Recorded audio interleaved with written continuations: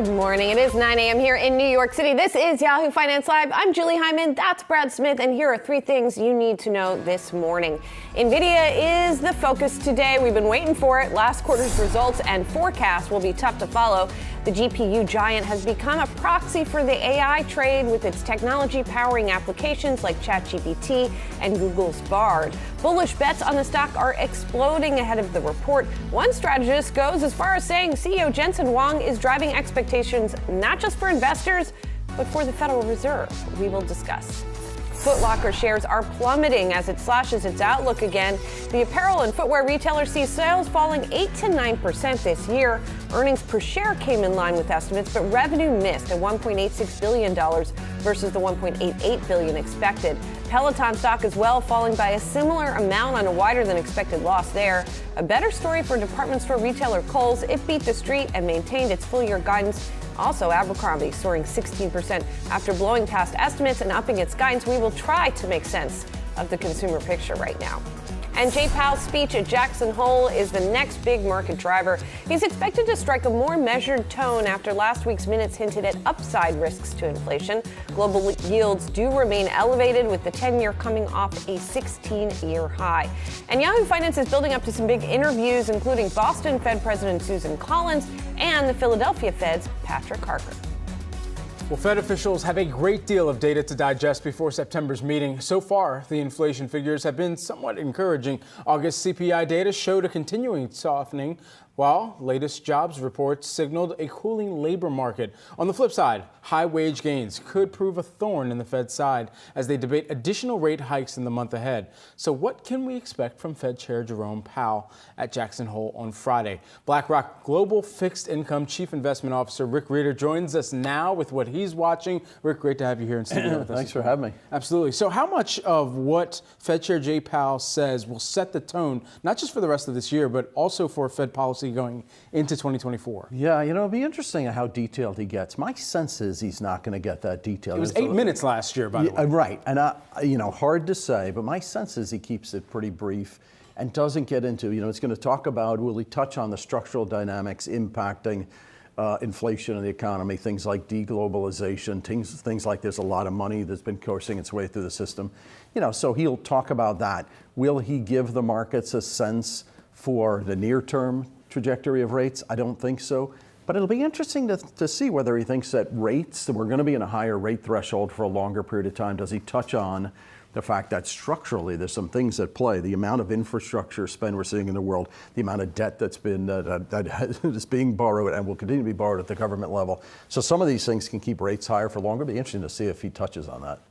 Do you think that is the base case here, that inflation and rates are going to be higher for longer? So higher than they've been over the last decade or so. That being said, it's hard for them not to be, considering how low things were. Totally, and for all those structural reasons that I think are still at play. And by the way, I think you touched on unemployment. Listen, you are seeing some slack. You're seeing a bit of softening. That being said, you're still at a 3.5% unemployment rate, and with wages that are still above 4%. So I think I don't think there's enough people for the jobs still. And although it's slowing and slack is growing a bit, you still have a structural, by the way, not just in the U.S., in other parts of the world as well. You look at all these union agreements that there's not enough people for all the jobs. So rates have to stay higher than they have. Listen, I think the Fed is going to, will they go one more 25 potentially? But I think we're basically at the end of this hiking cycle, and I think we should be. I mean, you look at, I know we're going to talk about it later. You look at some of the retailer dynamics, and all of a sudden people have gotten on the economy's in better shape, which I've always argued the U.S. economy will surprise people. But now I actually think it's moderating a little bit, and so I think the Fed can take its foot off the brake, as it were. Just let these high rates marinate through the system for a bit of time. Even as we continue to hear about a strong consumer, where are those areas of moderation that we're seeing? You look at, including the reports today, you're seeing, the low end, and this is part of why I think the Fed should stop. In fact, I think they got to stop a while ago. You're creating this tremendous bifurcation in the economy. Obviously, it's been well chronicled, the pressure on the small banks, the regional banks, the pressure in commercial real estate. But you look at some of the data today and yesterday, the day before, it's the lower end of the income strata, it's the bottom 10% that is getting hurt. You look at, like today, you look at apparel, not just in today's data, but you look at what's happening in apparel, it's the lower end that's under some pressure. And then I've said before, when you lift rates like this, it's the lower end that are the borrowers. You look at credit card balances growing, and you actually benefit the high end. I just don't think it makes sense today because we have an economy that's not as interest rate sensitive generally, but there's some areas that are very interest rate sensitive, and you're really hurting those. And it's part of why I think the Fed can and should stop.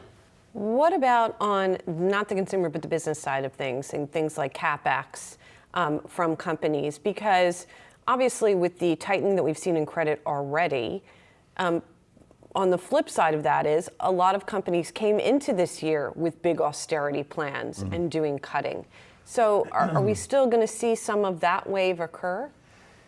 So I think the first thing that I think is really important is the infrastructure spend. We're looking at some of these companies, we don't talk about individual companies, but United Rentals, Martin Marietta, Vulcan Materials, that are benefiting from this huge infrastructure spend. So the government is spending a tremendous amount in fiscal that's coursing its way in the system and getting into companies that have to keep up with some of that.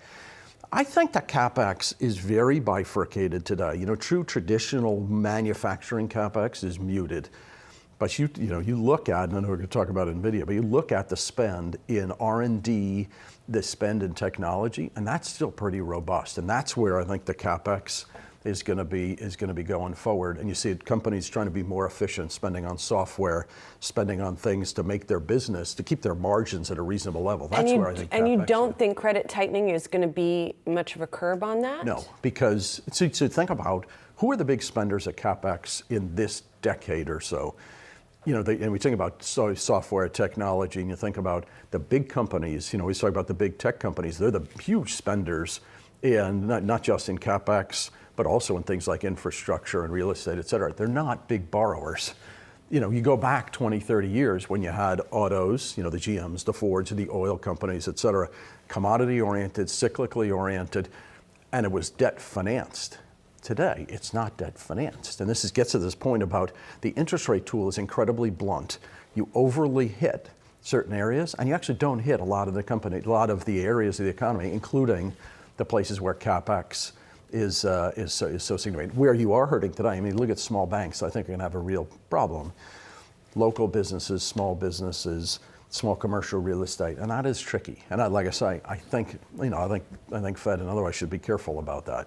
Is there a top trade for someone who's looking across their portfolio and says, you know what, I don't want to fight the Fed, but I just want to try and best anticipate what the voting members of the committee may put forth at these future meetings? I've said this on the last show, last time we were on. The front end of the yield curve carries incredibly well. I keep buying commercial paper at behind 6%. It's like, I'm just going to sit there for a while. And you think about, so the long end of the Treasury index, if you're a pension fund, long end is negative 4% return this year. Cash, Treasury bills are printing at 5.5%. We are starting to extend out a bit into sort of the 5-year or the belly, what we call the belly of the curve, because I do think that now, with rates having backed up, that you've priced out a lot of the forward cuts that I think will happen. Question, are they going to happen in early 24? Probably not. But I think you're now pricing some of that out. So we like the front end of the curve. And the long end, you look at what's happened recently, long end of the yield curve, that used to be like a hedge for risk, and people would buy it to hedge the risk. It doesn't really hedge the risk. In fact, it hurts. Why doesn't that work? What broke it? So we're in a regime where the central bank, if you have higher inflation, the central bank's going to keep moving. The central bank keeps moving. It's going to hit risk assets, and it's going to hit Treasury. So the traditional, how you thought about 60-40 in an era where rates were low and the central banks would ease if there was any diminution of growth or inflation, it's the exact opposite today. So that, we've argued 60-40 is not really a robust strategy today. But if you can build some cash and some income in your portfolio and carry it 6 or 7 without taking a lot of interest rate risk, get that income, and then you also could take some equity risk. So it's a very different paradigm, I think, to manage a portfolio today. All right, Rick, hang on for just a second, because we are going to move on to one of those topics you mentioned, and that is Nvidia, which of course leads the earnings story this week. The company reporting its second quarter earnings after the bell today. The street forecasting $11 billion in revenue. That's because that's what Nvidia told us it was going to make, and adjusted earnings per share of $2.07. The stock is up over 212% this year. The hype largely centered around, of course, the AI frenzy, but a disappointing report could put significant pressure on the stock. For more on Nvidia, we're joined by Yahoo Finance tech editor Dan Halley. Dan, you've written a lot about the hype surrounding AI and surrounding Nvidia. So what should we be paying attention to ahead of the numbers? Yeah, I think how exactly NVIDIA delivers, right? If it hits it on the mark, then that's massive. It proves that it's really ambitious revenue guidance was accurate and that the AI hype cycle is real. If it beats that, then wow, Wall Street will probably go nuts. If it misses, then I think it puts a damper on the whole AI trade for a moment at least. I know, as you pointed out this morning in your own piece, NVIDIA isn't the only AI chip company out there. It's not the only AI trade out there, but as you guys were talking about earlier, this is kind of the proxy for AI. So let's just go over some of the numbers that we're looking at real quick. For revenue, anticipation is for 11.04 billion. That's up from 6.7 billion in Q2 last year. EPS is $2.07, up from 52 cents last year. Data center, this is where the big number comes in. 7.98 billion is expected versus 3.81 last year. And then gaming would see a little boost as well, 2.38 billion versus 2.4 billion last year. And I just want to go back to that chart that we were looking at for a second. The things that I'm going to be looking for when it comes to the call itself, and that's the projections for next quarter, where we see the company guiding, where they see the data center business going. Are these chips being digested by the companies? Are more companies coming in and saying, look, we need to get into the AI market, into the AI hype? Then this would also give us kind of a hint at the state of the chip market. Obviously, there's been tons of discussion on AI, but in general, the chip industry has not been doing all that great because of falling demand overall. That's based on regular consumers not buying up as many goods as they once were. And then is NVIDIA keeping ahead of the competition, or how are they keeping ahead of the competition? I think all of those are going to be important to watch for on the call. And then I just want to go over what they're anticipating, or what's anticipated for next quarter. Revenue estimates are for 12.51 billion.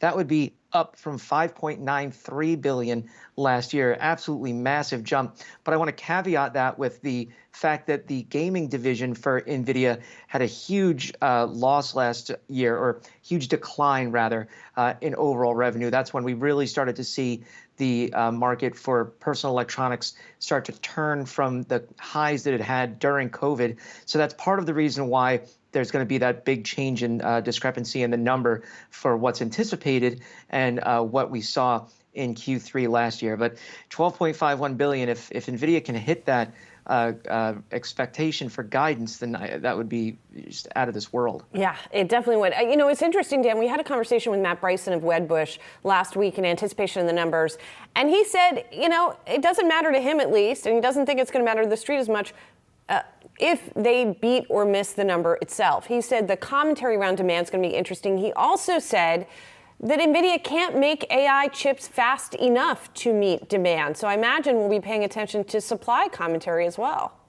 Yeah, that's a huge part of the conversation right now, is that TSMC, which produces the chips for NVIDIA, remember, they just design them. They don't actually make them, although they do produce the software for them, which is part of the lock-in and part of the means that it has to really kind of ensure its position in the AI market.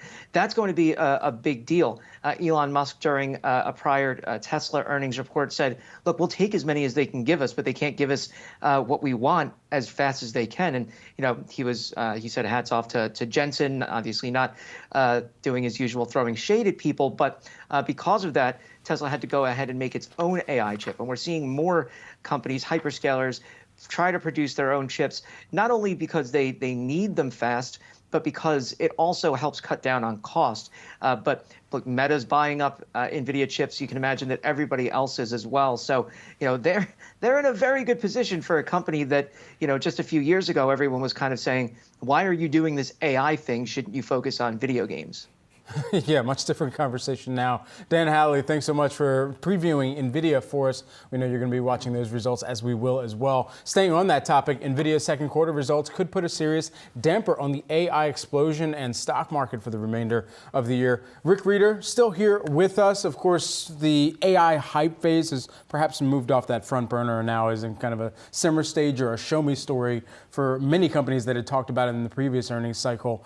But from here, what type of realized gains do you think companies are going to see as they're continuing to try and show the street that they do have some real deliverable ambitions around it? You know, I find it incredible. I've been doing this for over 35 years now. The market's focus on how they laser focus on individual things is pretty incredible. So you talk about those revenue numbers, and I was looking at, we were spending a bunch of time, as you'd imagine, on the stock yesterday, and we're looking at those revenue numbers, and you talk about, you know, the 12 billion, the 30. Apple's free cash flow is $100 billion. Free cash flow, not revenue. So, you know, I think the big deal going forward is how those big companies, the Apples, the Microsofts, the Googles, also transition their business and also how they evolve in those spaces. And so today, this is going to be a huge focus for the markets. And I do think, by the way, I thought your comment about supply, like everybody knows, the demand today is tremendous. How can you fulfill that? Because we could debate other tangential businesses, but they are basically the only game in town today. So figuring out what the supply is going to be, and then who the other entrants come in, I think is going to be really important. And by the way, there's other tangential businesses in and around AI, and we've been spending a bunch of time trying to figure out who is that and who participates there. Yeah, well, I wrote about that this morning in our Yahoo Finance Morning Brief. We talked to a company last week called Synopsys that does sort of software around and verification of chips. Applied Materials reported last week as well. Both of them are only talking about right now 5 to 10% of their revenue from AI. So I guess the question is, at what point do you buy something that might have potential to 10x that, Yep. but over what time period, and when is it going to really ramp up? So, you know, I say this all the time, you know, when you're investing, we're not in the business of being right, we're in the business of generating return for clients, because you have to anticipate when do people start to interpret the forward projections. You know, we're looking at a company yesterday, without going to the exact name, that is in the switches business, that is very much adjacent to what is happening there. And my sense is they will start to grow over the next, you'll start to see it in the numbers over the next 12 months or so in a significant way. That's where we start to, you know, the ones that are, there's sort of the second derivative, third derivative, harder to invest in because you don't see the cash flow benefit for a really long time. But the ones with the closer adjacencies, those are the ones we're trying to, like you were describing, that we're trying to make sure we're aligned with today. By the way, it's just hard. It's not an easy investable universe today. You think about when the internet developed and there was maybe too much speculation, but there were a lot of different parts you can invest in it. This one is tricky to get invested in. For a lot of companies that have been able to deploy an acquire to grow strategy, does that continue to hold out? I think of some of the software or enterprise software companies that have been able to just go out and buy companies that were in the cutting edge of cloud or in the cutting edge of, you know, dare I say blockchain, Yep. all of these different measures that they've taken to be able to just say, okay, if we can't home grow this, we'll just acquire that and that'll add on to our bottom line at the end of the day. I think that's right. By the way, it's a global paradigm. Right. And so, you know, how companies and how you think about the cross-border impact of that. I mean, so much of the dynamic today is how chips work and how geopolitical trade will influence that, et cetera. So yes, it's definitely a big deal. I do think there will be acquisitions. Like I say, the hard thing about it today is it's hard to get that scale and put it into place today because we're still in the process of getting the processing power out there. So my sense is you'll see some acquisitions, some consolidation. You know, I also think there are areas in and around software that are going to be less utilized going forward as this takes place. So we're trying to also assess who are going to be not necessarily the winners, but you know, whose business is cannibalized here. I guess my other question is, how much is this going to continue to buoy the overall market? Obviously, we've seen a slide in stocks in the past couple of weeks or so. Given the AI enthusiasm and how much it has driven returns, particularly in big tech this year, do people go out and buy the U.S. market because of that and continue to be bullish on it? So, you know, I think when people say, you know, it's been a big AI surge, I think that's right. But those big tech companies, and if you take the 7 companies or so, they're doing A-OK themselves organically. I mean, so you take, is it AI or is it the fact that they're able to throw off such incredible levels of cash flow in places like search, places like software, the Microsofts, et cetera, cloud, et cetera. So my sense is those will continue to do well. I think tech, I think organically, you have to own a lot of tech in your portfolio. We do that. Is it AI specific? I think it's broader than that. And then my other question is, if we're talking about AI and extrapolating to the overall market, there was an interesting piece this morning that quoted Ben Amons of New Edge, where he talked about the implications of Nvidia for yields, positing that because of this AI enthusiasm, because of the potential growth from it, it's helped to push real yields up. And so, in fact, it's something that the Fed needs to take into consideration as well. I think that's tricky. I don't know, because if you said to me longer term, inflation's coming down. We're going to see a productivity enhancement of significant magnitude. When people say, here's what inflation is going to be 2-3 years hence, this technology could replace, I've seen numbers, could replace 20, 30, 40% of roles that are out there today. I think it's really tricky to say that it's going to have a big impact on the Fed. I think longer term, how you think about productivity, how you think about inflation, et cetera, I think that's going to be a bigger impact. Listen, today, the economy's operating at a pretty good level. Tech is a big part of it, but I think there are other factors. I think the main driver of the Fed are you going to see some denigration of demand for labor? That means you could have inflation stickier lower for a longer period of time. That, to me, is the most important for the Fed.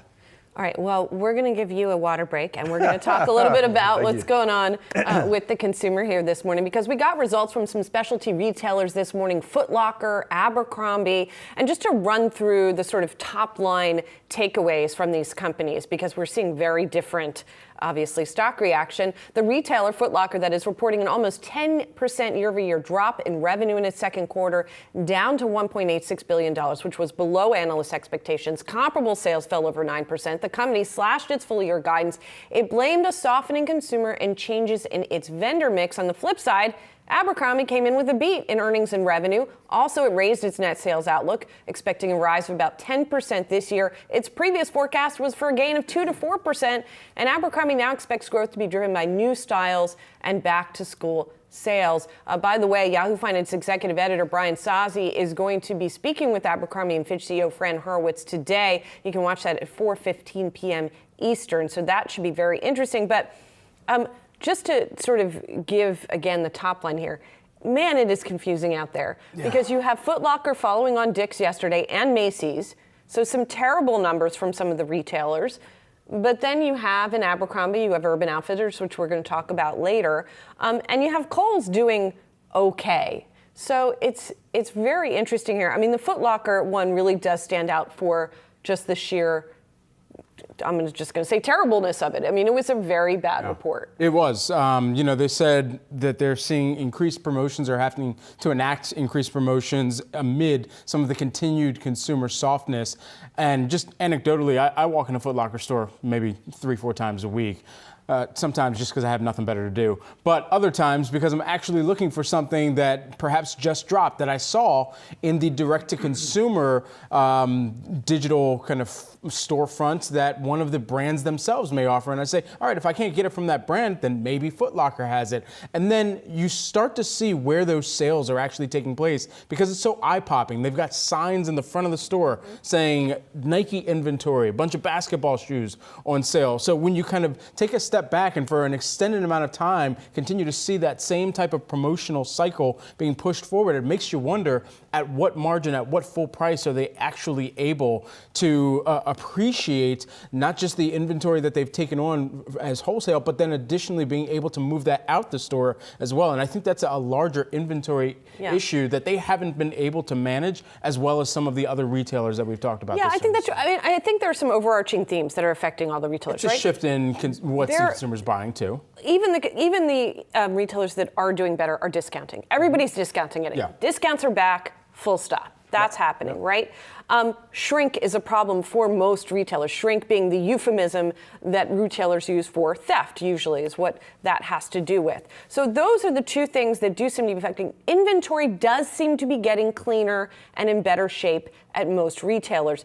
Even at Foot Locker, it did see a better inventory, right? Kohl saw inventory down 14%. So the swing seems to be just simply, do people want to buy the stuff? Are they seeing it as a good value, and are they going in the store? In the case of Abercrombie, they seem to be going in the store. In the case of Kohl's, they're going in the store to buy makeup at Sephora, it looks like. And Kohl's is sort of leaning into that, as you pointed out this morning as we were chatting about it. So, that's sort of the differentiator here. Yeah, they opened up 200 Sephora Kohl's shops, an additional 200 Sephora Kohl's shops there. And I think that's amazingly important here as we look across what the little luxuries are that consumers will continue to look at as small purchases, but make you feel good. My makeup makes me feel pretty good every day. I put it on right before the show. I don't quite go to Sephora all the time, but at the same instance here, I think for Kohl's, it's smart to lean further into that partnership. And then just lastly on Abercrombie and Fitch, I think what they're doing in the management structure for this team, and in absolutely looking across all of the brands that they do have, whether it's Gilly Hicks or trying to make Hollister hip again.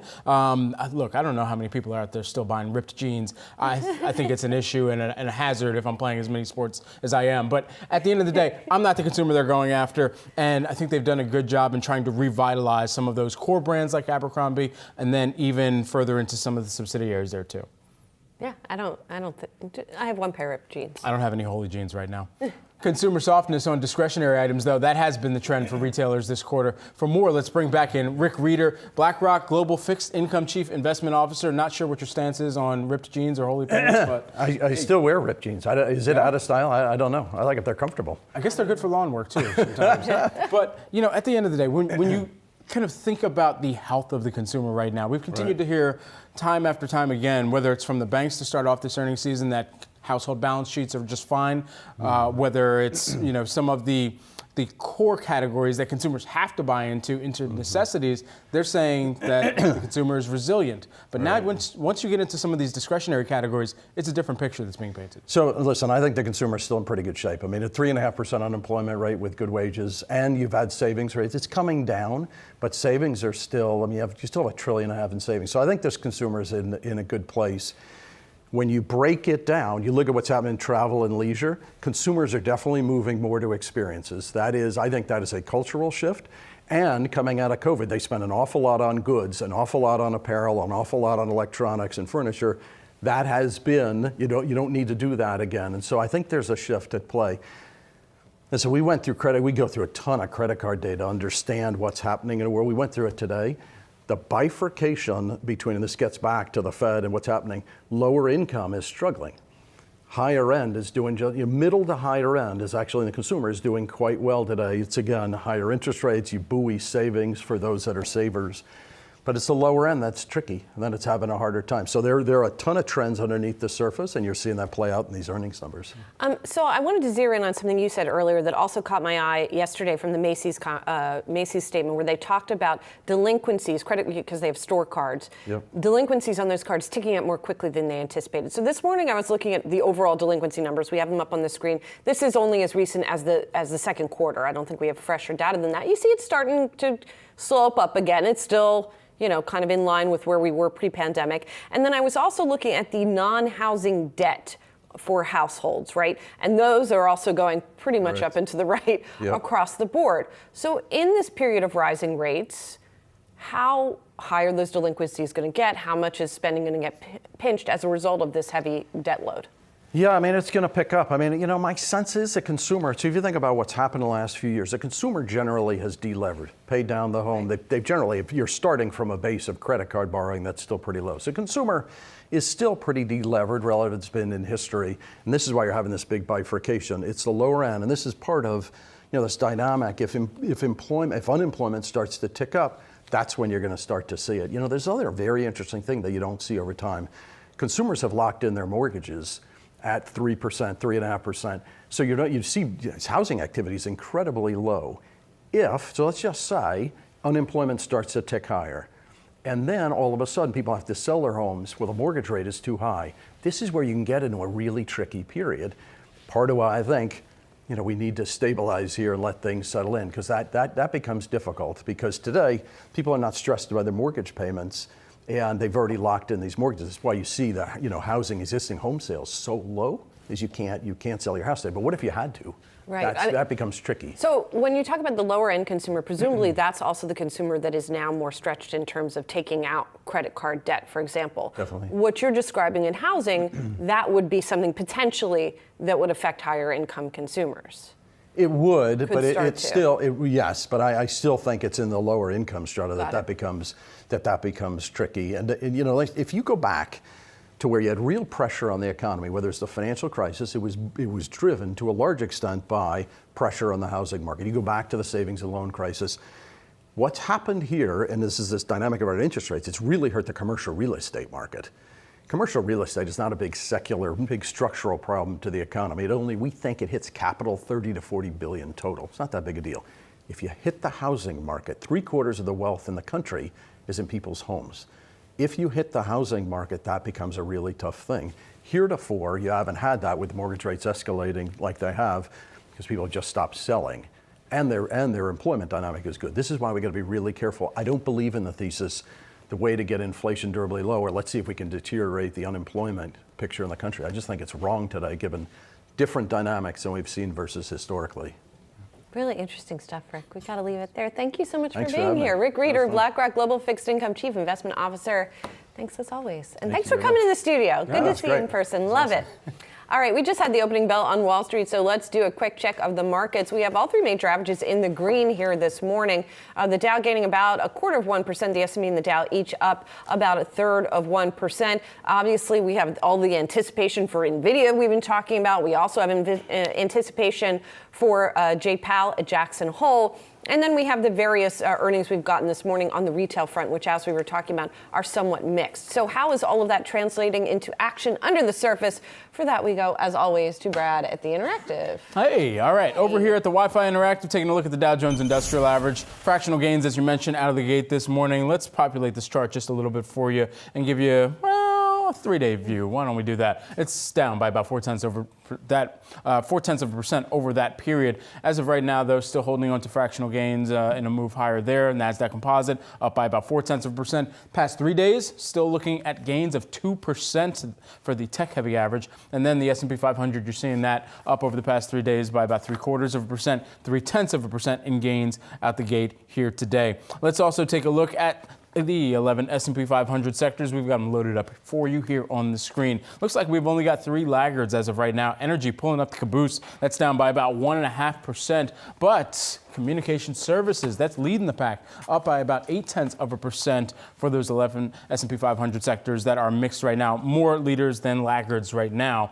The Nasdaq 100, let's take a look at that. Looks like you've got more green on the screen than red, and that's a good thing as we start off today. Gilead looks like that's leading the pack. That's up by about 3.2%. You've also got Google or Alphabet and Netflix also rounding out those top 3s, but bringing up the caboose. Company we're going to talk about at the top of the 10 a.m. hour. Analog Devices, you're seeing that down by about 3%, that coming off of earnings. And then you've also got some movement in Moderna and NXPI as well. So we'll continue to keep a close eye on that as we move on throughout the rest of today's trading activity. As we ride out, I'll give you a look at the Dow 30 components here on the day. You want to go back? Yep. Retailers. If we have retailers there on the screen somewhere, I think we got it on one of the pages for the various heat maps here, just to get a little check as we get underway this morning, because we are seeing the likes of Foot Locker plunge this morning. Abercrombie, which we were just talking about, is soaring. Foot Locker down 35% as we get underway, which is its worst performance in, let me see here, only since February of 2022, but nonetheless. Oh, wow. That's pretty bad. That's not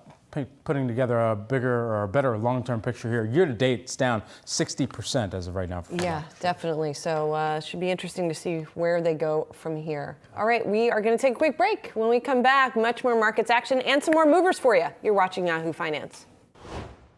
At this point, is the Fed raising rates too much or not enough? This tightness is probably well measured. It just started way too late, and they can't affect for the government spending.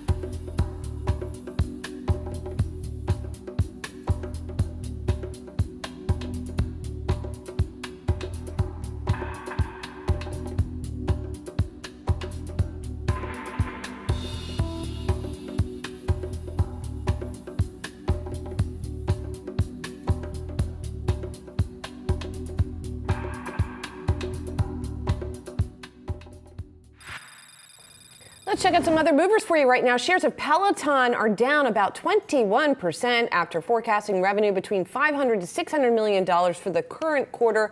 That is well below expectations of $647 million. Peloton also noted costs associated with a previous recall substantially exceeded our initial expectations. It's the replacements for seat posts for the Peloton bikes.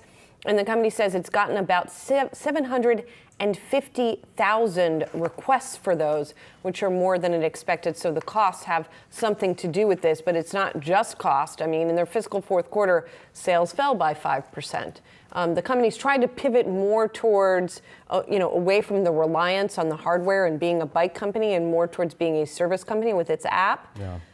But that doesn't seem to be gaining a lot of traction. Look, the digital experience is great. I don't think anybody is going to look at Peloton and what they offer through that subscription, at least without the connected device, to say there aren't benefits. There are some great benefits, and the platform itself has been able to stand alone. It's just a matter of hardware being very difficult to sustain, whether it's as a sales mechanism and making sure that you're moving more hardware pieces into people's homes, and whether you're able to outlast any of the negative detraction or I guess that's a double negative, but the detraction that takes place as a result of a negative headline around recalls and the actuality of having gross margins negatively impacted by a $40 million increase to the seat post recall related to reserves. So all of that considered here for Peloton, there's been, of course, all the speculation about whether or not this is a company that might get bought out one day. That's still, even as you're discussing that, perhaps in your kitchen table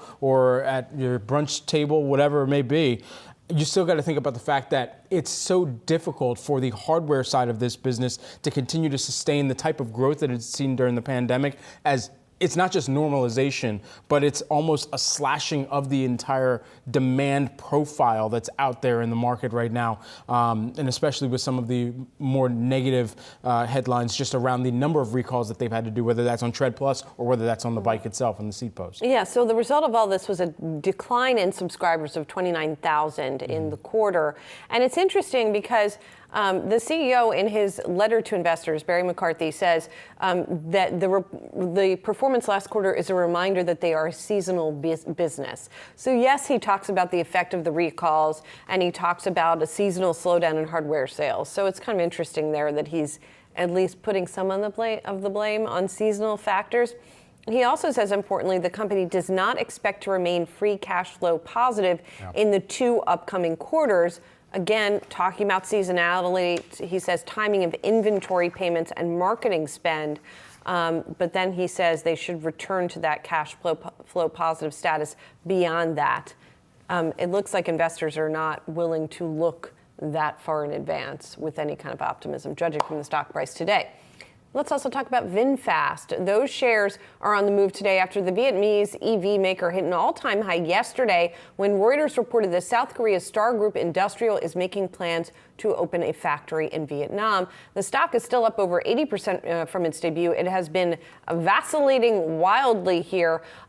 There's not a lot of float for this stock, and so that can then exacerbate the swings that we see in it. But they still have, I mean, you look at that chart, it's only been trading on it was a de-SPAC technically, but it's only been trading as its own company for a week, and it's been all over the map in that time. Yeah, I mean, for all of the fanfare around what might be a new major auto play that finally makes its way into kind of international expansion. Of course, it had been known popularly overseas, but now for it being able to and kind of clearing the way for it to come into the U.S. and U.S. investors perhaps latching on to the fanfare that it's had overseas, just seeing another, and we've seen this time and time again, when there's a new EV player that enters the market, there is the propensity for anyone who perhaps missed out on the Tesla trade early days to at least put a little bit of a spotlight or an eye towards what's taking place. And that's what's resulted in this goofiness, right, that you see in market caps, where you see VinFast now being valued at $85 billion compared with Ford. This is as of yesterday's close, compared with Ford at around 48 and GM at around 45. I mean, Tesla, of course, blows all the others out of the water, but it just, this that desire that you're talking about, I got to get in on the next big thing, right, is what drives that sort of enthusiasm. It's a spike in volume early days. You saw it with Rivian. You saw it with Lucid. Look at those companies now and look at the tough that's delivery. A good reminder. I'm just saying. Although VinFast already makes and sells cars. That's great for them. Yeah. Yeah. And a bright spot in the retail space that comes from Urban Outfitters. Yes, another Holy company. Holy jeans is what they sell too. After the company saw sales rise 7.5% year over year, driven by a strong showing in-store and online here. Slightly biased. This is a Philadelphia-based company. I love Philadelphia. Urban Outfitters shares, they're up by about 2% as investors might be loving some of the results here. But I think for what they've put out and the consumer that is a little bit of an overlapping consumer between what Urban Outfitters is going after and what Abercrombie and Fitch is going after in their consumer, I think there is kind of a solid Venn diagram that investors might be able to kind of draw between some of the results here. Yeah, young people are buying this stuff and they see this stuff as on trend. Just one thing to point out here, Urban Outfitters itself, the namesake brand, was the weak link during the quarter. Its net sales were down by 13%.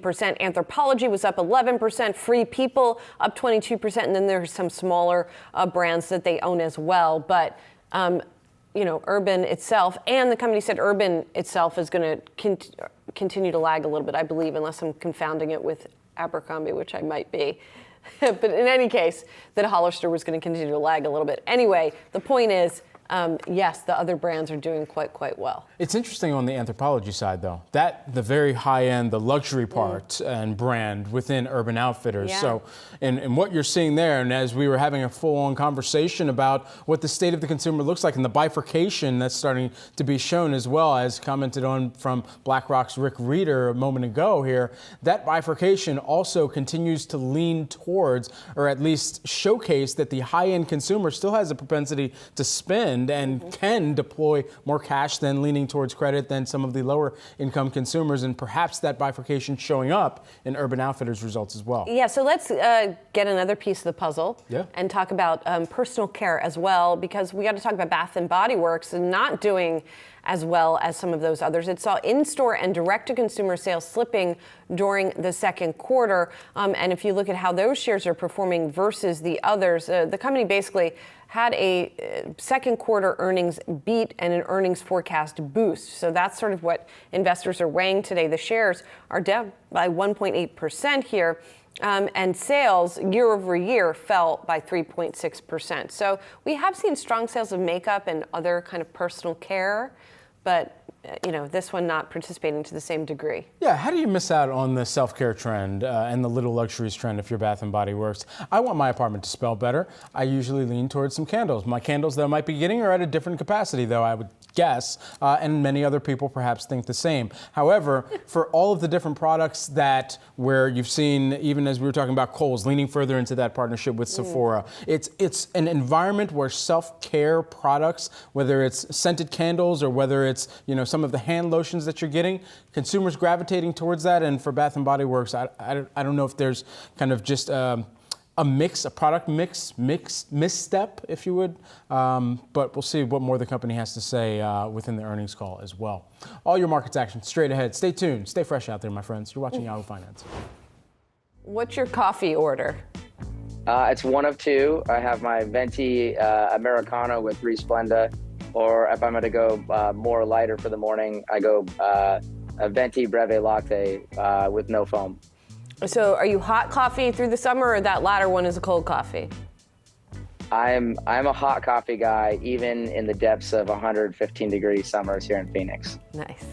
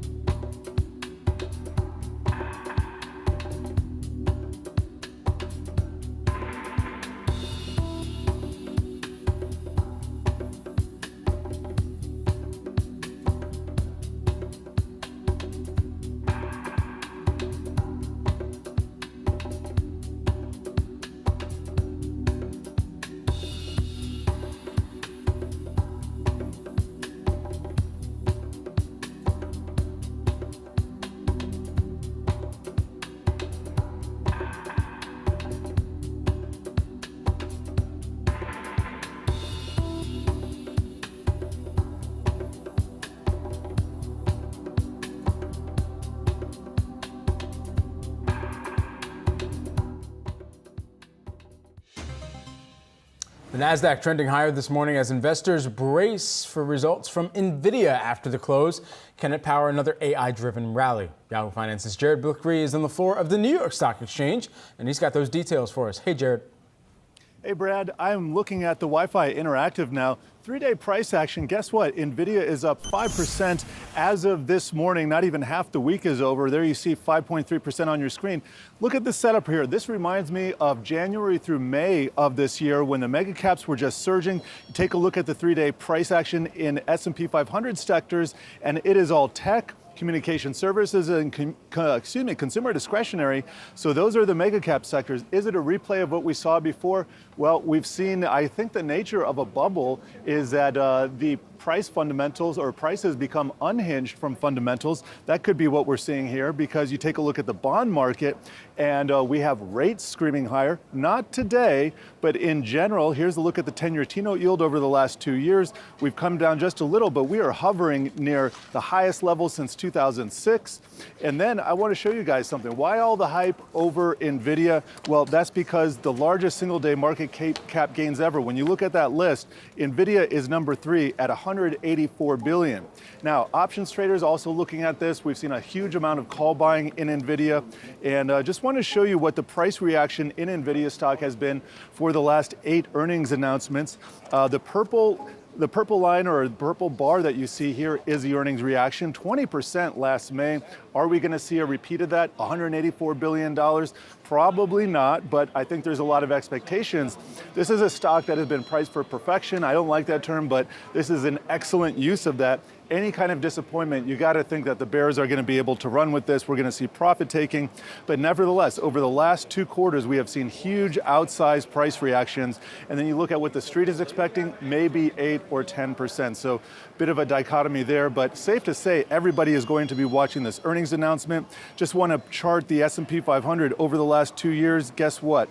I'm going to show you. We came down. We are lifting off from right where we should, and it's a very similar situation in the Nasdaq. So the scales are set. I would say the table is set here for a potential reacceleration to the upside, but a huge amount is riding on whether Nvidia can keep up its breakneck pace or not.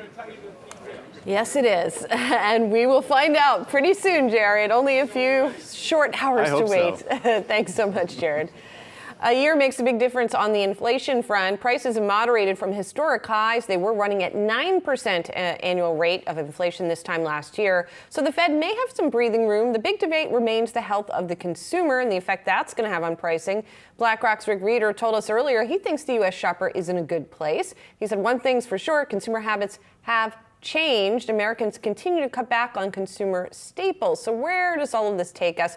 We're focusing on that part of the equation, consumer staples, and we're joined by Jason English, Managing Director and Lead Equity Analyst at Goldman Sachs. Jason, we were just going through your note with the latest Nielsen data on spending trends here among the different categories in stores. But give us, first of all, your sort of 10,000-foot view of how spending patterns have changed as we've gotten deeper into the summer here.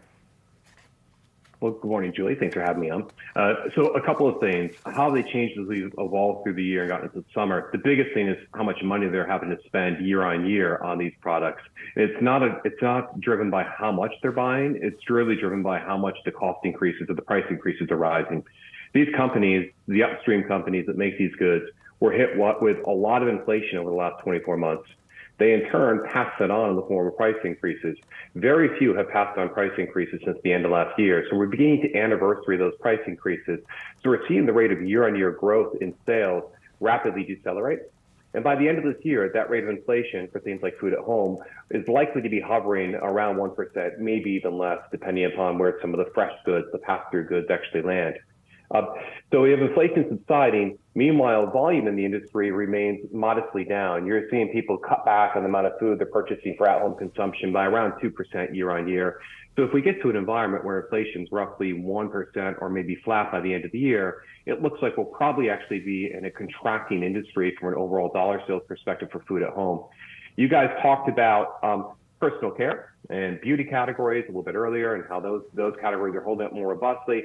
We're absolutely seeing that in mainstream staple-y type categories as well. So shampoo, deodorants, the mainstream cosmetics that you can buy at a Walmart or at CVS, they're holding up a lot better. So our personal care industry that we cover is holding up on a much more firm level than food at home is right now, at least for the processed, engineered, shelf-stable food that you can find in the center of the grocery store. And so how would you grade the inventory management that you've seen from some of these staples over that course of time?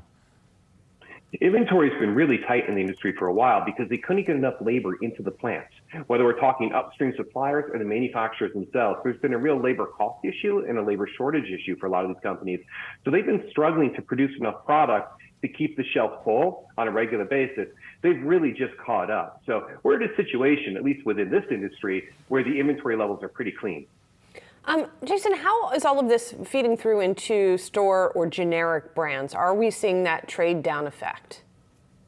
We are seeing it, Julie. And we can debate, is this a sign of overall consumer weakness, or is this a sign of a secular trend that was in place before COVID? I would argue it's the latter. You know, I grew up, and my generation grew up in an era where private label was kind of cheap, knockoff product. The younger generation, the millennial generation, who's now forming households and pushing the largest basket down the grocery aisle, grew up in a very different environment where private label doesn't have the same stigma. Meanwhile, retailers have really made it a priority to push their own brands to engender loyalty within the store. Those dynamics were disrupted during COVID, primarily because of supply. Those disruptions are behind us, and we're now seeing, once again, this secular trend of the rise of store brands or retailers' own brands or private label, whatever you want to call it. That trend is back, and it's back in force, which makes it even harder if you're one of these branded guys operating in the center of the store. The consumption is shrinking there. Consumers are losing share of stomach to perimeter fresh, real foods. And then within those categories, you're losing share to the retail brands. It has a compounding effect that makes the businesses even more challenging. And so, Jason, we've been looking through, of course, your coverage list just to see, where you're a little bit more bullish and perhaps on the other end of that spectrum, very bearish. So what are some of your top picks as of right now as you look across the environment, think about what we've seen from the consumer over the course of back to school season and even what that's projected to look like as we get into the holiday season? Yeah.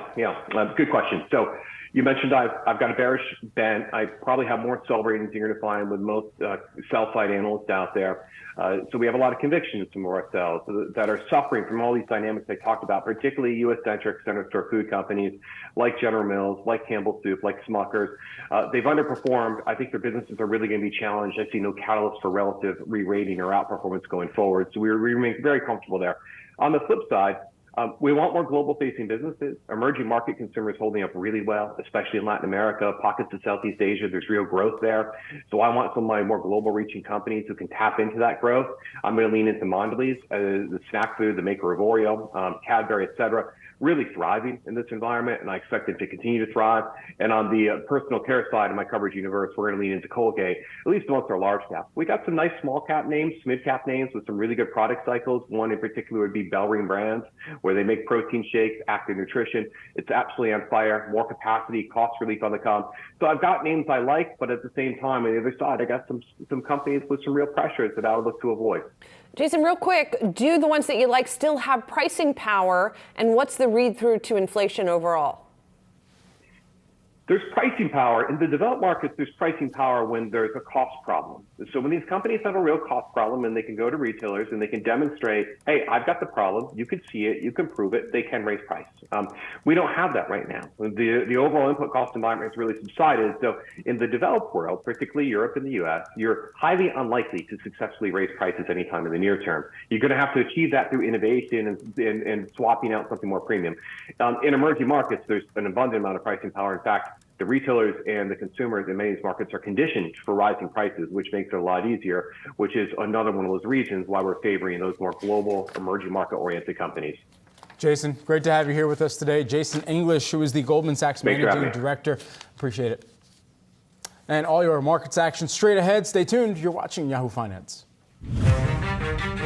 Fed officials descending on Jackson Hole next week for the Kansas City Federal Reserve's annual economic symposium will face the question of whether inflation is on a convincingly downward trajectory or whether more interest rate hikes are needed to bring down inflation. Inflation has cooled on a headline basis from a peak of over 9% last June to just over 3% this July. But stripping out volatile food and energy prices, inflation sits over 4%, double the central bank's inflation target of 2%. In his last comments at the Fed's policy meeting in July, Fed Chair Jay Powell wasn't convinced on inflation yet to let off the gas and said he needs to see leftover distortions from the pandemic on supply and demand ease. Policy has not been restrictive enough for long enough to have its full desired effects. So we intend, again, to keep policy restrictive until we're confident that inflation is coming down sustainably toward our 2% target, and we're prepared to further tighten if that is appropriate. Traditionally, Fed chairs have used their speeches at Jackson Hole to put forth major policy messages. This year expected to be no different, with investors hanging on Powell's every last word. Yahoo Finance is heading to Jackson Hole. Stay tuned for our coverage of the Fed's annual symposium, including interviews with Boston Fed President Susan Collins and Philadelphia Fed President Patrick Harker. You don't want to miss that. Coming your way at the end of the week. We've got all your markets action ahead. Stay tuned. You're watching Yahoo Finance. We always like to ask people who come into town from out of town kind of about the vibe, right? Because most of the people we talk to are based here in New York. You, of course, are based in Houston, Texas. Right. What are you hearing from clients right now that might be different than what we're hearing, say, on the coasts? Well, I think it's more of a question of the conservative nature of their portfolios, the risk that they're willing to take. I feel like there's some differences there. Some people that see more of a recession that's coming, other people that feel we're having a soft landing. There is a dichotomy going on there between clients, and it affects the risk that they're willing to take in their portfolios.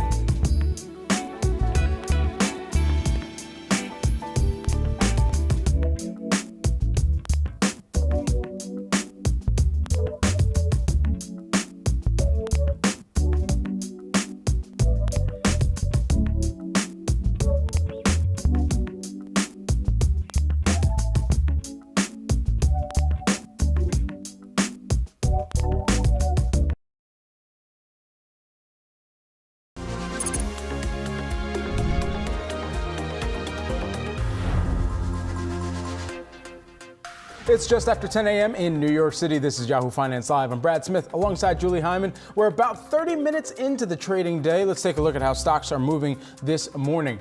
They're higher as investors anticipate results from Nvidia after the bell. You're taking a look at the S&P 500 on your screen, up by about 0.5%. The street for Nvidia forecasting $11 billion in revenue and adjusted earnings per share of $2.07. The hype largely centered around the AI frenzy, but a disappointing report could put significant pressure on the stock and markets at large. We also saw private sector demand falling in August. S&P U.S. PMI index coming in at a 6-month low at 50.4. Services PMI that fell to 51, down from 52.3 in July. Also a 6-month low for that sector, and manufacturing down to 47 from 49 in July. And we've got some individual movers to check on as well. First up is Advanced Auto Parts reporting second quarter results and a C-suite shakeup this morning. The auto parts distributor missed analyst expectations for earnings and reported comparable store sales down 0.6% year over year.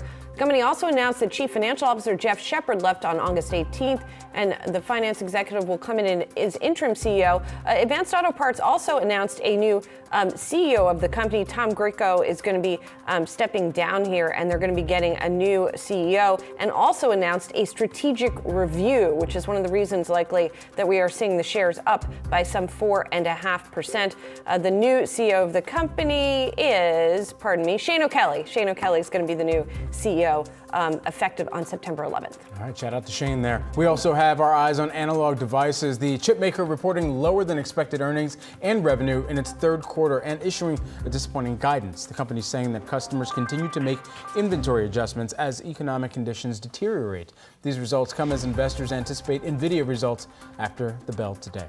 And finally, we're watching Toll Brothers today. The home builder reporting stronger than expected quarterly orders. It also raised its sales expectations thanks to the boost in new home demand as existing home inventory continues to dwindle. While rising rates are keeping homeowners in their current properties, they aren't scaring away those luxury home buyers who are the customers of Toll's. Those shares up 3.4%. And let's broaden it out and talk about new home sales data overall, which just came out in the past few moments, beating expectations. 714,000 was the annual pace for July of those new home sales. That is a gain of 4.4% month over month. And we saw not much of a revision for the prior month. But again, this reflects this desire to get these new homes up, to get people into them, because we are not seeing that turnover in the existing home market. The median sales price of new houses sold in July, $436,700. The average, $513,000. So still seeing, some demand supporting some of the pricing that's out there. Yeah, they also said that the seasonally adjusted estimate of new houses for sale at the end of July was 437,000. That represents a supply of 7.3 months at the current sales rate there.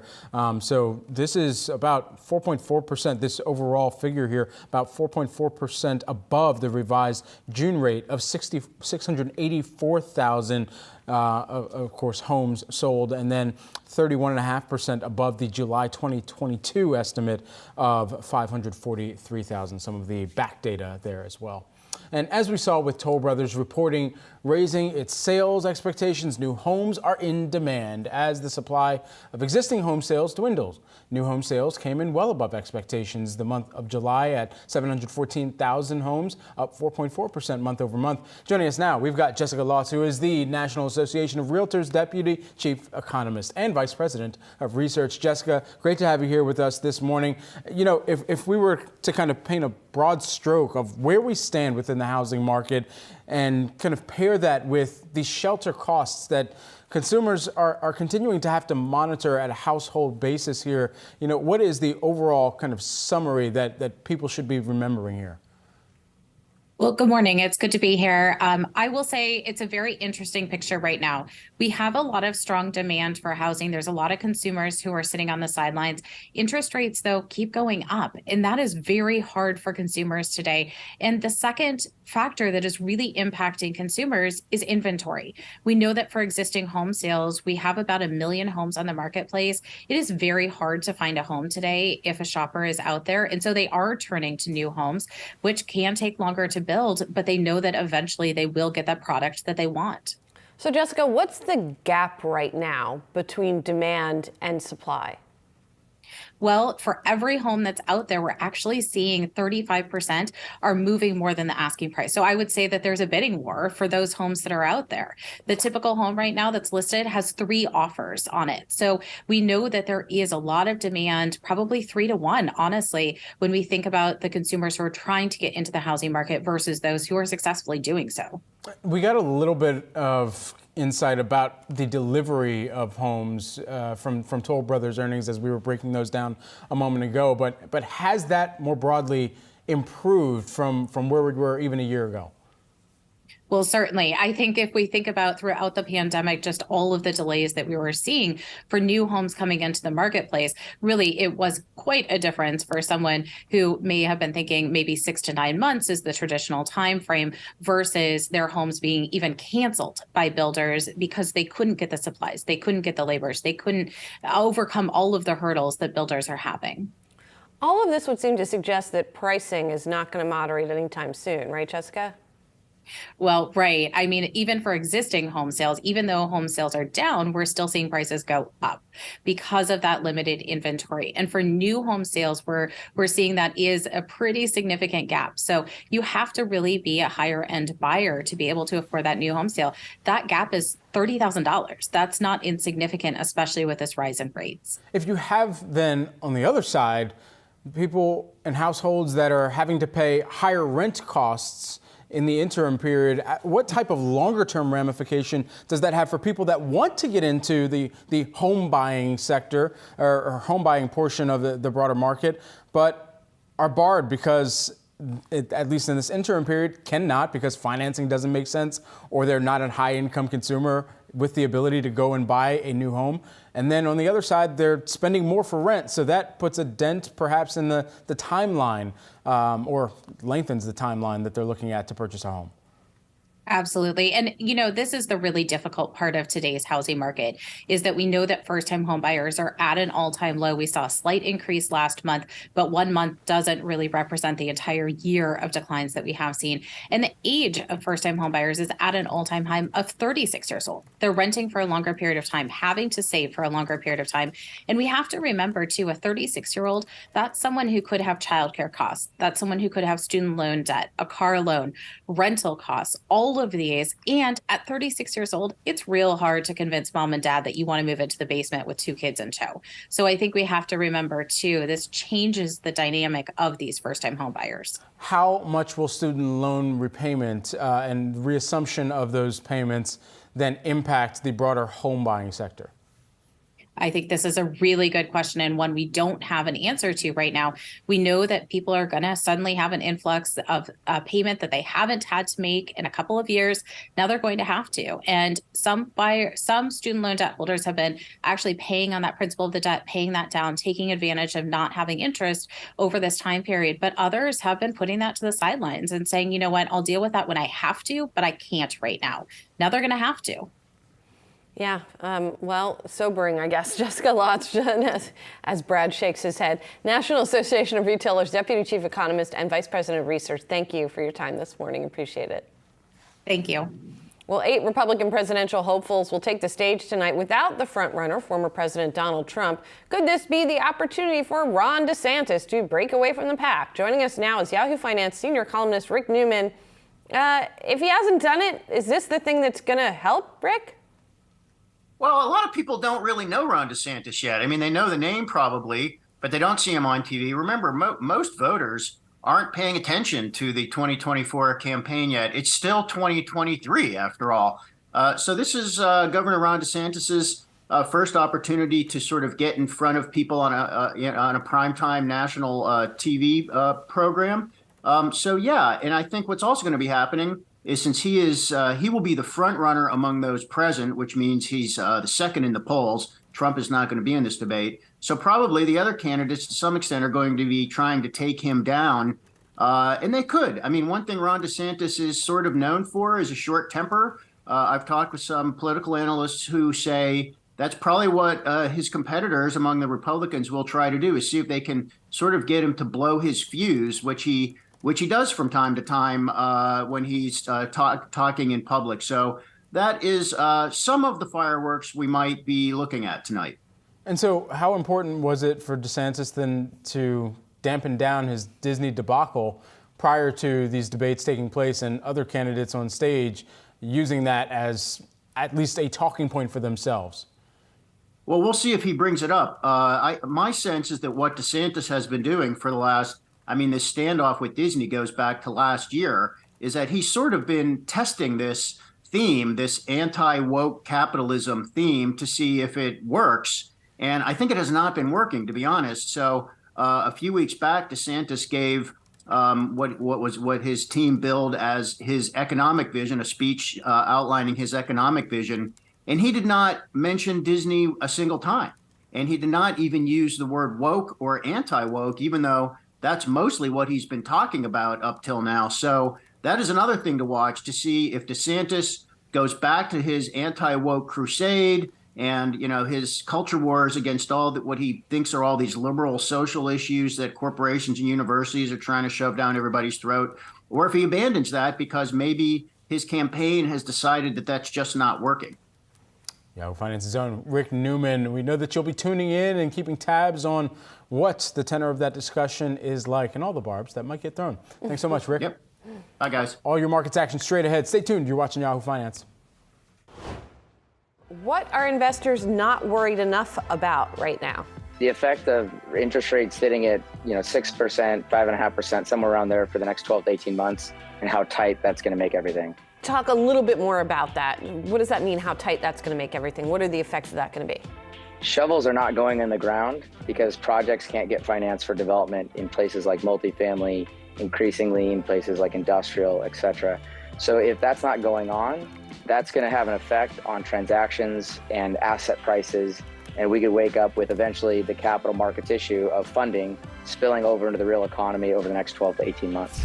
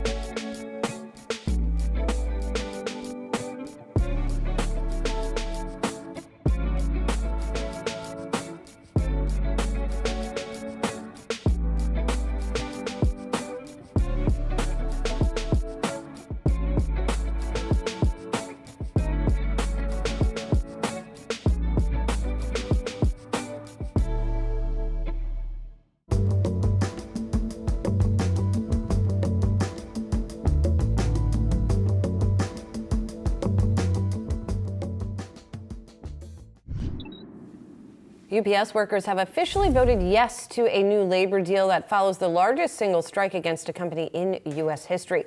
The agreement spans 5 years and lifts wages for warehouse and delivery workers.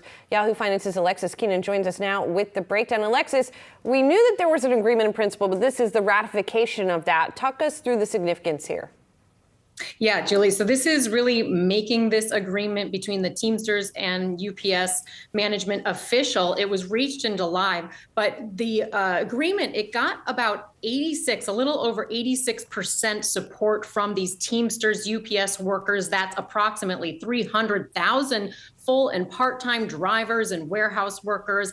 And the contract, it's not fully ratified yet. There are 175 Teamsters workers, UPS workers in Florida who voted no to a supplement. And so the parties still need to work out those kind of minor features as of yet. But it is expected that this will get the full vote and it will become this 5-year agreement in place. But when the agreement does get fully ratified, these union workers will see major wage increases and also some new benefits like an added vacation day and an end to mandatory overtime, which had been a sticking point for these workers. Now let's take a look more closely. You just had them up on the screen there at those wage increases. By the end of this contract, the veteran full-time workers, they're going to earn an average of $49 an hour plus benefits. That's about $102 a year, $102,000 a year in salary, up from an average of $42 an hour plus benefits. And as for the part-time workers, they're going to get an immediate boost to at least $21 an hour plus benefits. So that's a boost up from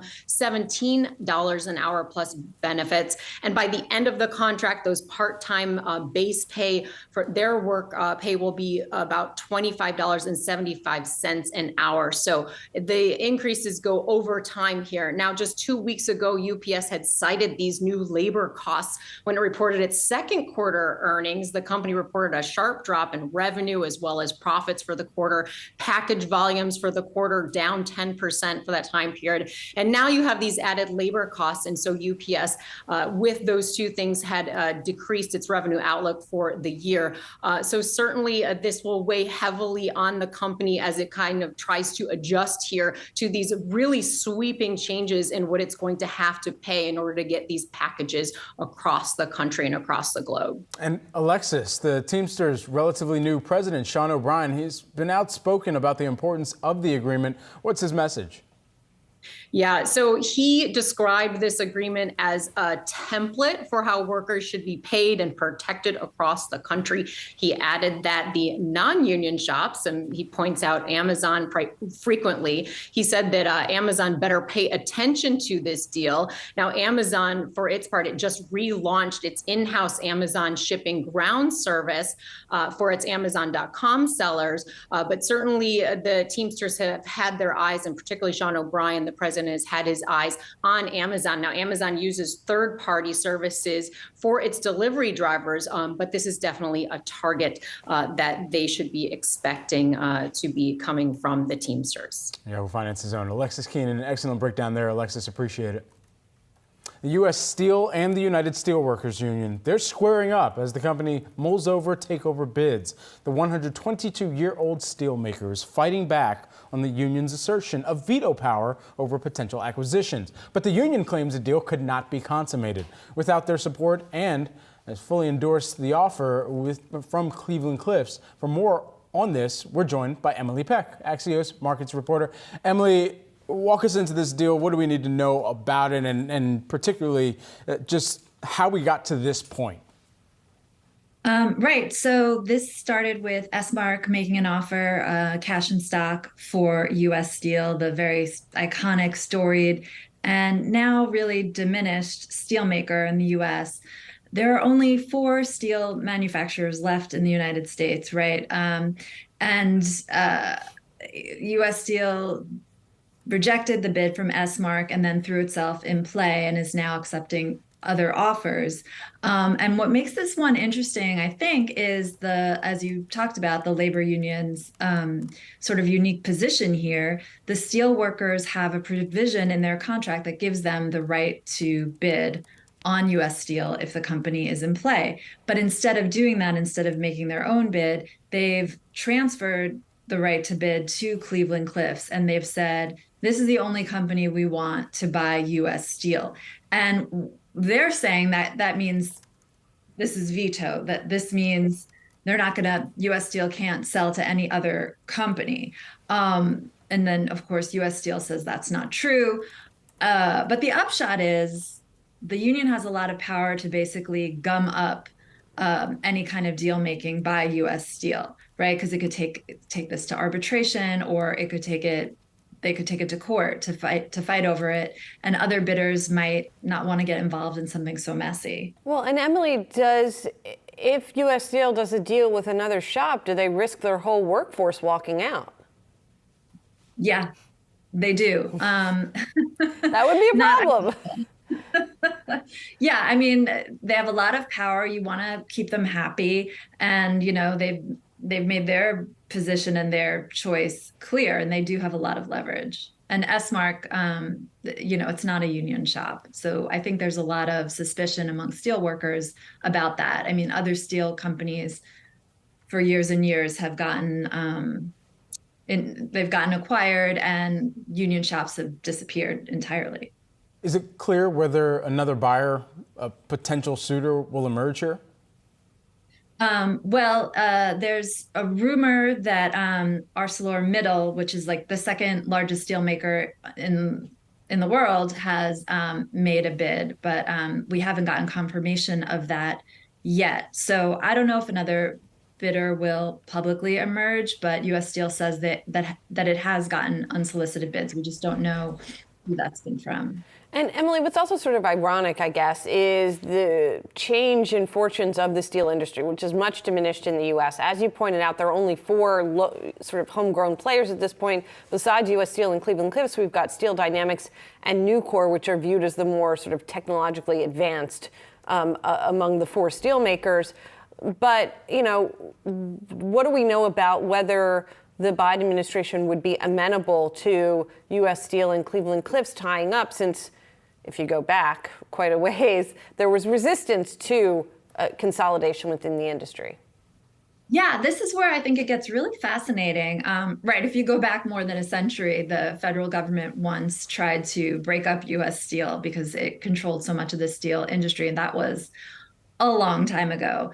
And now, normally the administration would really scrutinize any kind of deal where there's only four players in an industry and then two of them want to tie up. That would be an automatic kind of red flag for antitrust regulators. What's sort of interesting here is that there's national security at stake when you're talking about steel, and it might be to the United States' advantage to have a bigger steel company that has more sway in the global stage. Cleveland-Cliffs has said if it acquires U.S. Steel, then that would actually put the company on the map as one of the 10 largest steel makers in the world. And currently none of the four companies are on that list. So the U.S. might be interested for national security reasons to have that happen. Plus, there's this idea that, the Biden administration has said repeatedly, President Biden has said repeatedly that he's, a labor guy, he's pro-union. So the union's opinion here and support is going to also hold a lot of sway, I think, with the administration. Emily, just quickly, I also wonder about the dynamics of the infrastructure bill and spending bills and all of this reshoring that the Biden administration is trying to do, that this would be another thing in favor of this deal. Yeah, exactly. The Biden administration, these bills that it's passed, the signature legislation, has sort of led to already this manufacturing boom. People are calling it a coming manufacturing super cycle. And so there's reason to believe that steel is going to be a part of this, and having a strong U.S. steel maker that is staffed by union jobs is a big selling point for the administration, which is trying to sell, the resurgence of manufacturing at the same time as pro-union jobs and good jobs for everyone. Right. Win, win, win, I guess. Emily Peck, Axios markets reporter. Thanks so much. Really interesting stuff on this potential deal. Yes. Thanks. We got much more coming up. Stay tuned. You're watching Yahoo Finance.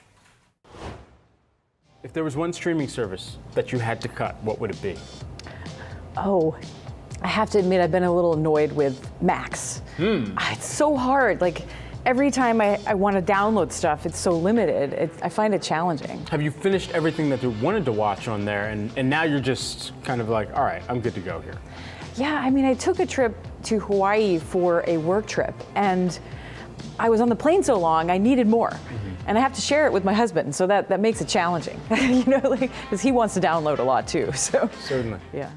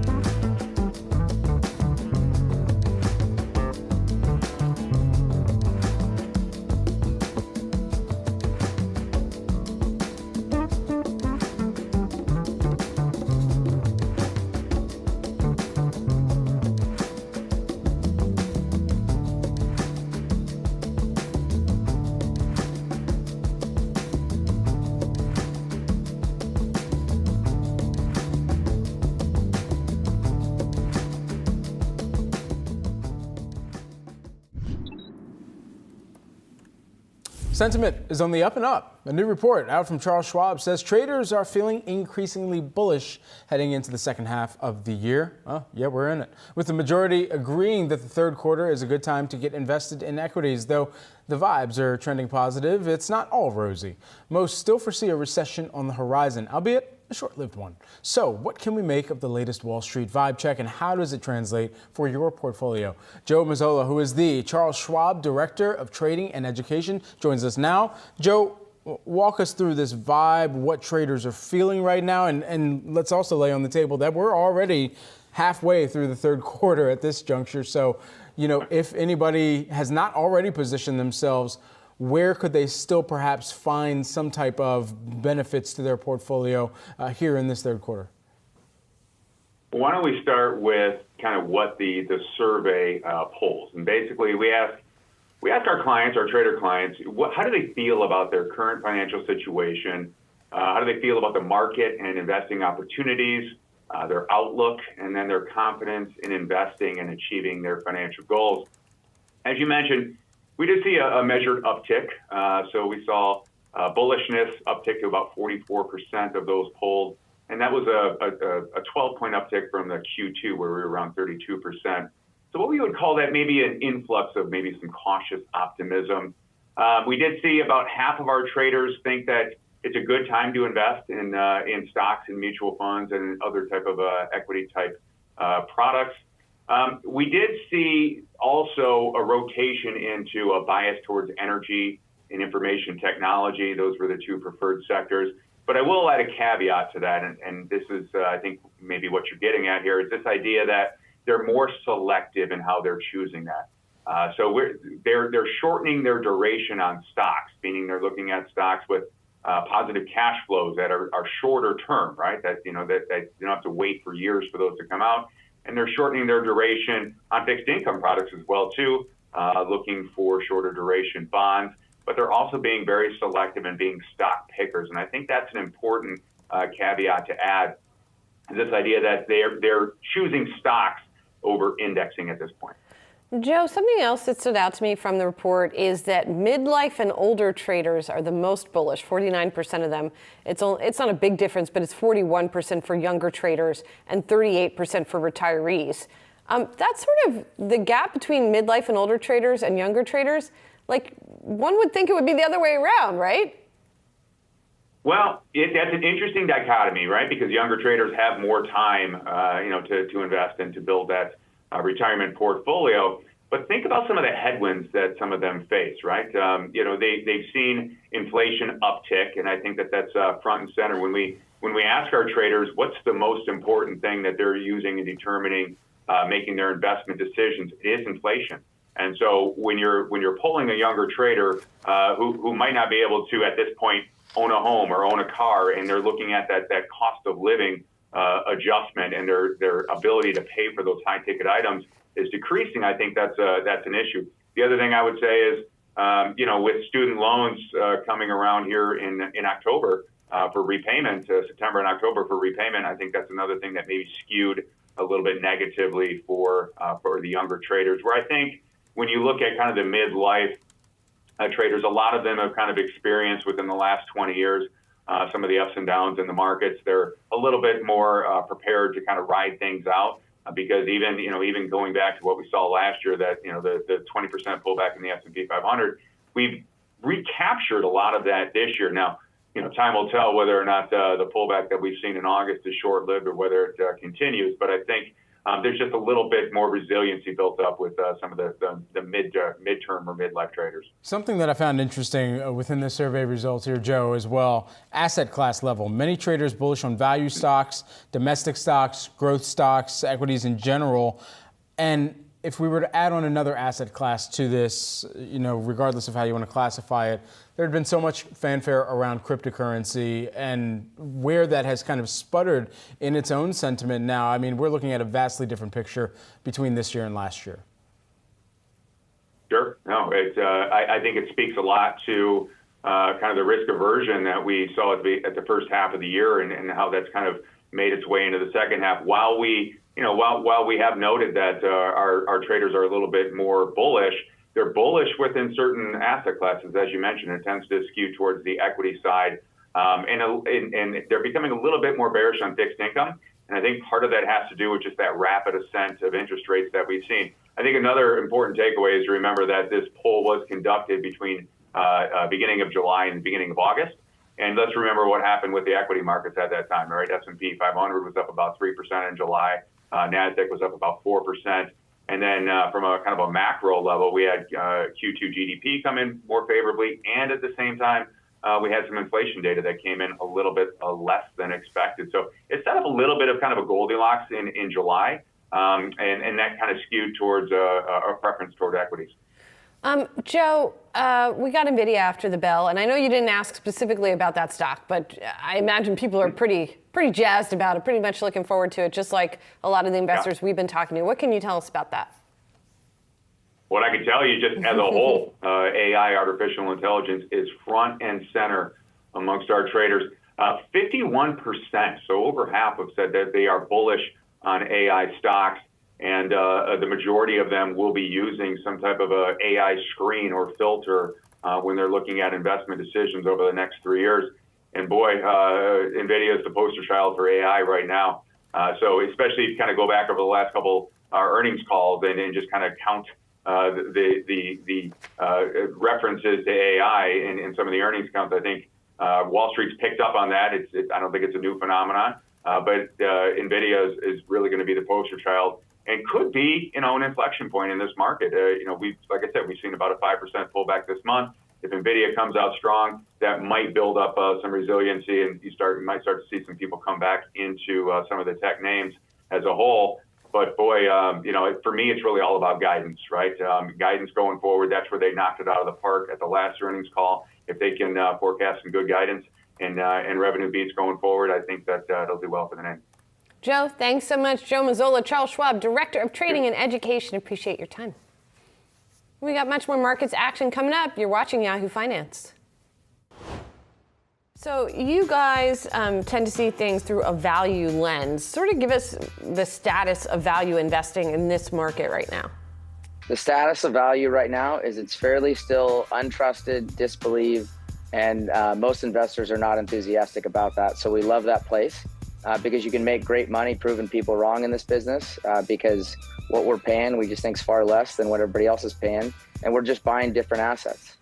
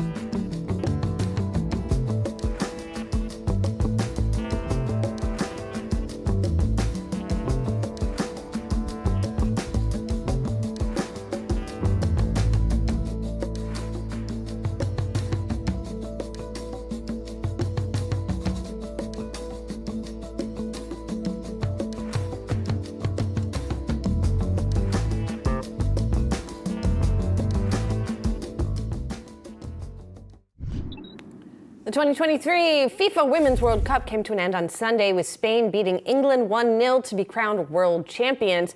The game was notable as the first time the teams had met at any World Cup, but it was overshadowed by a controversial kiss on the podium.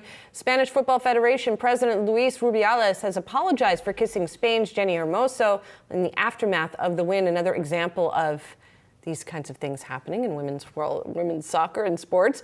Despite that somewhat sour ending, the tournament was hailed as a success by many. This despite an early exit for overwhelming favorites, the United States. The tournament delivered a record number of goals in the process at 164, and teams around the world broke records in all sorts of ways. South Korea had the youngest player to ever play in the Women's World Cup at the age of 16.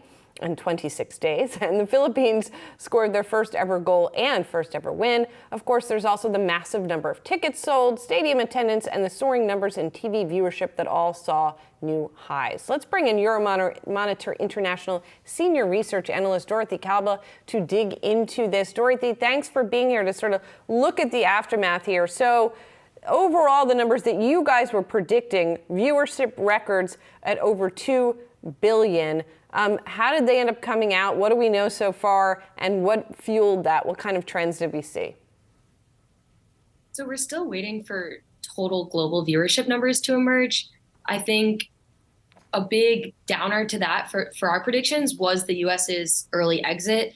It's a major viewership driver market for women's soccer, especially for the World Cup, with their success in previous tournaments. This year, with going out in the round of 16, that obviously cut down on the number of games that were watched. There was also a bit of a downturn based on the timing of a lot of the games. With the tournament being hosted in Australia and New Zealand, those are obviously not very favorable viewership times in a lot of Europe and especially in the US and the Americas. So that definitely brought down the total a little bit. That being said, we still saw viewership records in a lot of markets. China had posted much higher viewership than was expected. The England and Spain final also drew viewership records for certain areas within their markets. So I think a ton of positives looking towards the future, especially with where we expect the World Cup to be hosted in the next rendition. You really expect viewership numbers to really peak at that point, with times a lot more favorable in the US and Europe. Yeah, we certainly noticed a few of our top producers drinking a little bit more coffee than normal on days where there were games. So that certainly trends with what you were saying in the time zones and exactly how that's stacked up with the viewability of some of the games. At the same time, what does this do to elevate the value of the Women's World Cup as well, as we've seen that move higher kind of, year over year, but at the same time, a larger question mark of, what it will be, what it will look like in terms of the monetary value that's annexed to the totality of the tournament in the next running. Yeah, we've already seen that the money that was brought in from the tournament, according to FIFA, they didn't lose any money on it. They turned a profit, and that's despite having, much higher prize pools than they've had in the past. So I think that's really exciting and shows that the women's game can drive revenue in a similar way to the men's. I also think that, it's really important to look at attendance figures as well. Despite viewership in the US and a few markets being a little lower, attendance shattered the record that was previously held from the 2015 tournament in Canada. And think of all of the, the cross traffic from the US that could have been driving attendance there, as well as the, soccer focused attendance from Canada itself. This time we're seeing people traveling all the way to Australia, New Zealand, just to participate in the tournament. And we're having, records broken not only on total attendance, but also on average attendance per game. So again, looking forward, I think that's a great sign for where the game's going. Yeah, definitely impressive numbers there, especially considering the distance to get to, although Canada's far for some people as well. What also stands out to me from your analysis is digital engagement, which I thought was quite interesting, sort of TikTok engagement. So talk us through what that looked like. Yeah, I think it's something that is really a benefit for sponsors in terms of getting involved in the women's game. The women's fan on average is just more heavily engaged with their favorite players and their favorite teams online. This is for a couple reasons. The first is that, when women's soccer was really emerging and there was women's soccer's fans that were looking to watch the games and engage with the teams and the players, they didn't really have an avenue to do that through traditional broadcast. So instead, they were turning to these digital channels, streaming services, social media to sort of get that connection. Now we are seeing a lot of the women's games move on to traditional broadcasting. So instead of leaving that digital part behind, they're sort of just building that on top of the traditional broadcasting as well, which I think, is a huge advantage.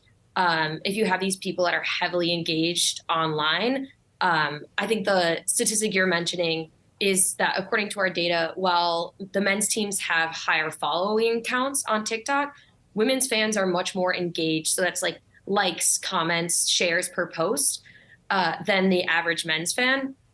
And this is a huge benefit for sponsors that are really looking to form that relationship with the consumer. Just lastly, while we have you as well here, streaming, what role did that play in the visibility and just being able to, if you couldn't watch it live, be able to watch it on demand later on? Yeah, I think it has a huge role. Like I said, women's fans really engage with their teams online. I think it was fairly common, especially in markets like the US, where the game times were at 2, 3, 5 a.m. Being able to watch those after the fact is, a key way to stay engaged. I think we would have seen that at an even higher level if the US had gone deeper into the tournament. I think as these streaming services are continuing to see the value return on the investment in the women's game, that these services are just going to continue to expand, and the access to the women's game where you can watch it, those options are going to continue to expand as well. All right, we saw some really cool jersey kits over this tournament as well. That got me excited. So I don't know, I might have to rep a country that I don't live in. I don't know. Euromonitor International Senior Research Analyst Dorothy Calva, thanks so much for taking the time. All your markets action straight ahead. Stay tuned. You're watching Yahoo Finance. What song hypes you up? What song hypes me up? I don't know, probably some Drake song these days or just something random, probably 5 or 10 years old. And because that way I can be a 39-year-old dad and seem like I'm not that hip and cool to my teenage daughters. I'm definitely in the same boat on that one.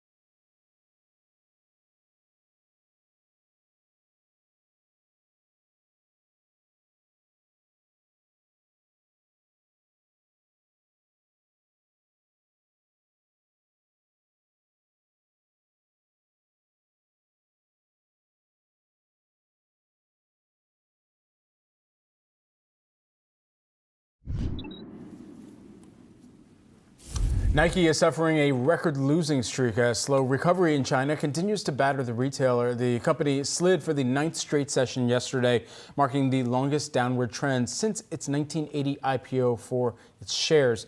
We're taking a look at Nike stock here on the day even, and shares of NKE as we pull them up for our viewers on screen. You're seeing them slipping once again. They're down by about 4%.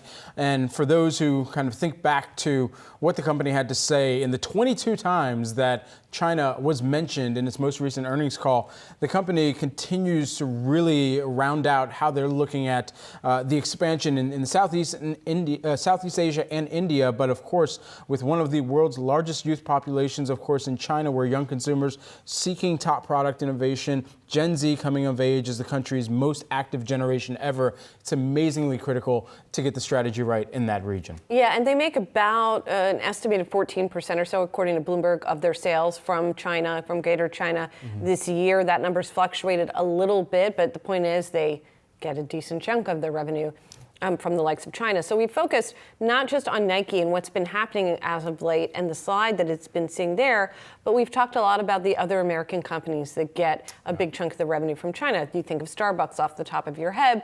A lot of tech companies also, of course, rely heavily on China. Qualcomm gets a large percentage of its revenue from China, according to Barron's, and some of the other chip makers as well. So that's something to keep in the back of your mind when thinking about China exposure for companies. And then there are also some of the casino companies that rely on Macau that we've seen sort of wax and wane according to the whims of the Chinese authorities and what kind of curbs they're putting on spending at casinos there. So there's quite a lot of companies that fall into this category. Yeah, there are. And I think for Nike, it's also worth noting here that as we were looking through some of the results from other retailers that carry Nike products, where Nike, even with its direct-to-consumer strategy, which has been wildly successful for the company in driving more of that connection and engagement and being able to even round out more of kind of a digital touch point with end consumers and not have to go through a middleman of a retailer like a Foot Locker or like a Macy's. Of course, in some instances, they still retain that partnership, so you can glean a little bit of how Nike is being impacted and perhaps even in the share price action today, how some of that might be derivative of what we're hearing from the likes of a Foot Locker even. And the mix, the inventory mix and the product mix that's flying off of shelves this year compared to last year, wildly different. Last year, it was all about what Panda Dunks you could get. This year, it's more increasingly about, okay, where are people leaning into some of the different running categories, where Nike is going up against a Hoka. They're going up, and Hoka and Deca are outdoor brands. They're going up against Comfort in Crocs even. But in all of the considerations that the brand has in terms of the mix and where it's sold, creating even more digital touch points that sell at full price has been the challenge in this environment too. Yes, that's been a challenge for everybody, as we talked about earlier, that the promotioning is back. One more thing to note about Nike. Here we are in the thick of retail earnings season. We heard from Dick's, we heard from Foot Locker, which could potentially presage bad numbers maybe for Nike.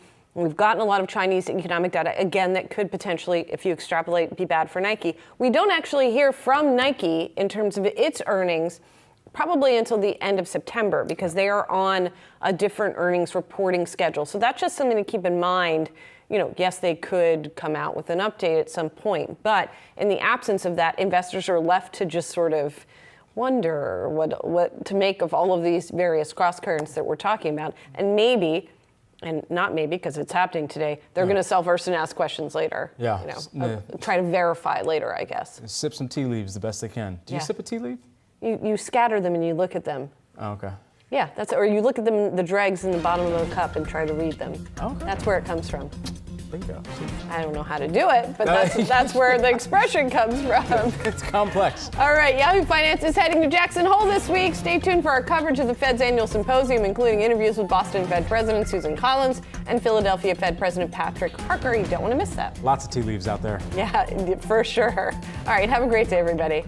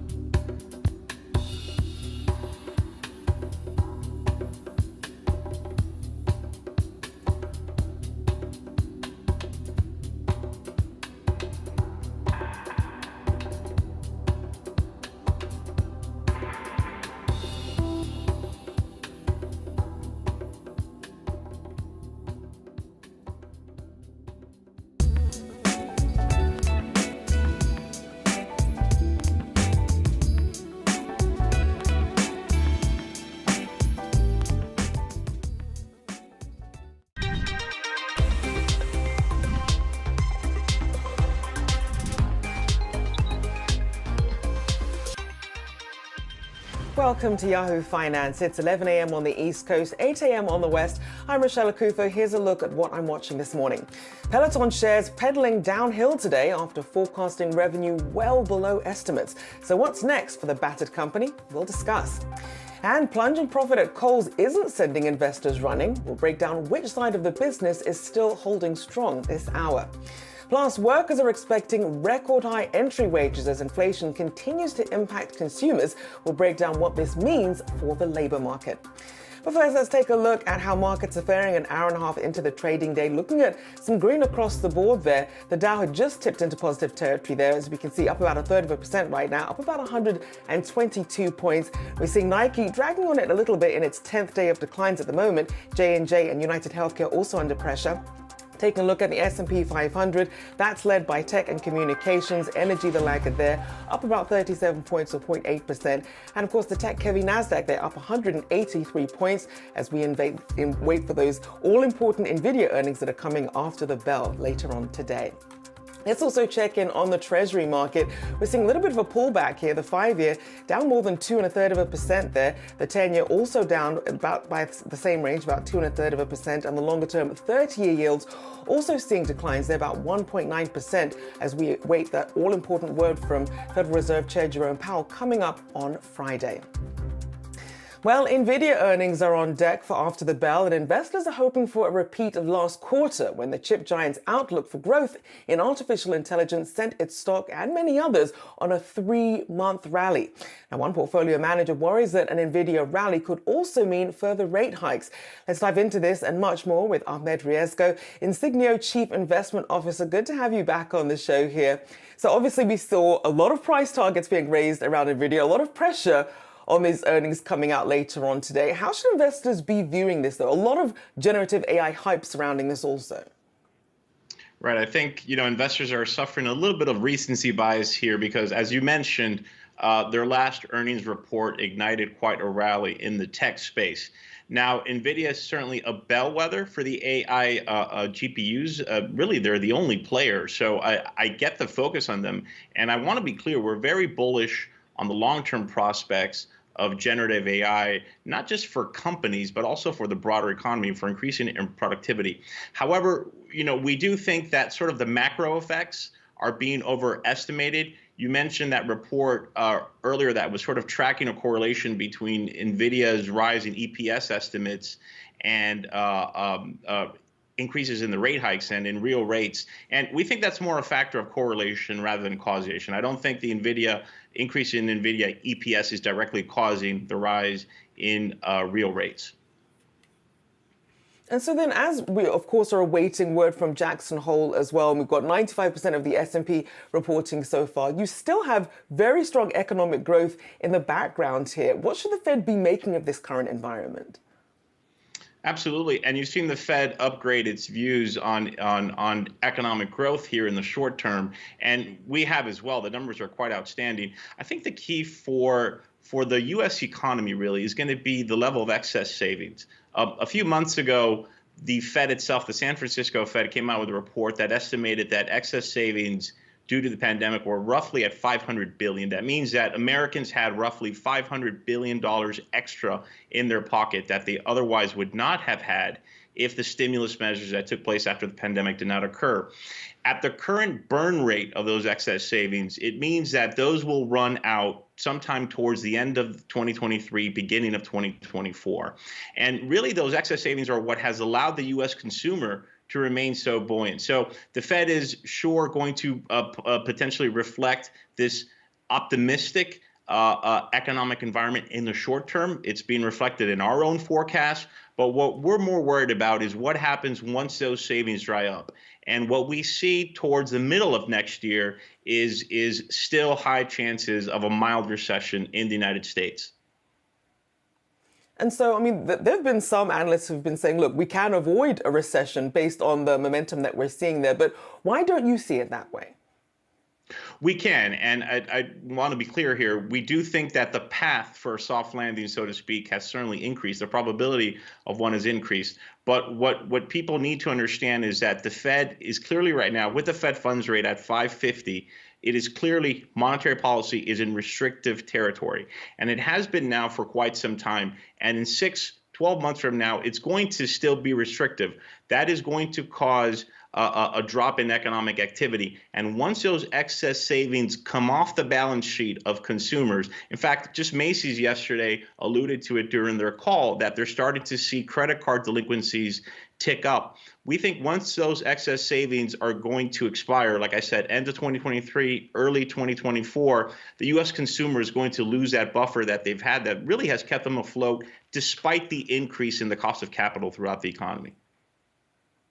And of course, one of the risks that we're looking at other than inflation is, of course, the impact of China's slowdown, something that's been sort of brewing in the works, but has really sort of ticked up in recent months. How do you think investors are really pricing in some of that risk?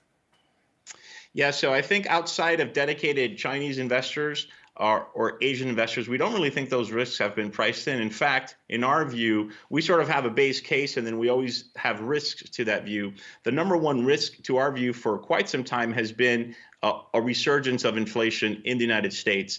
Risk number two has been the slowdown in Chinese economic activity. We're actually about to upgrade that risk number two into risk number one. And why do I say that? The reason I say that is because what's truly ailing the Chinese economy, it's very difficult for the government to address it. And what I mean by that is that it's not a problem of aggregate demand. It's not a problem even of excess savings. The Chinese consumer has plenty of money. The problem that's plaguing China right now is a crisis of confidence. And this crisis of confidence has really come about after several years of not just draconian COVID policies, but also an arbitrary application and sort of embodiment of the state into the economy. And that is really dampening Chinese consumer confidence and Chinese business confidence. And what the Chinese government has to do is they have to reinstill that confidence into the economy. So far, their policies have not done so. We don't think this is a quick fix. And we think very quickly the number one risk to the global economy is going to be the Chinese slowdown. I'm certainly still awaiting to see more definitive action from the Chinese government on that and the Chinese financial system. I do appreciate you joining us. As always, Ahmed Riesco, Insignio Chief Investment Officer. Appreciate your time this morning. Thank you. All right, taking a look at shares of troubled exercise equipment company Peloton, the stock sinking after reporting fourth quarter earnings. The company delivering a wider than expected loss per share and weak guidance for its current quarter.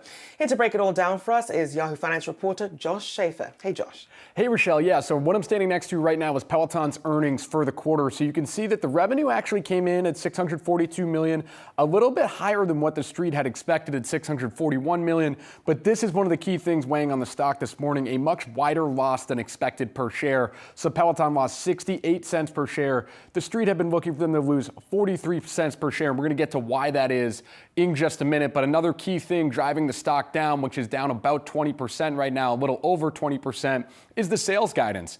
Peloton coming out and saying that they expect sales guidance of $580 million to $600 million.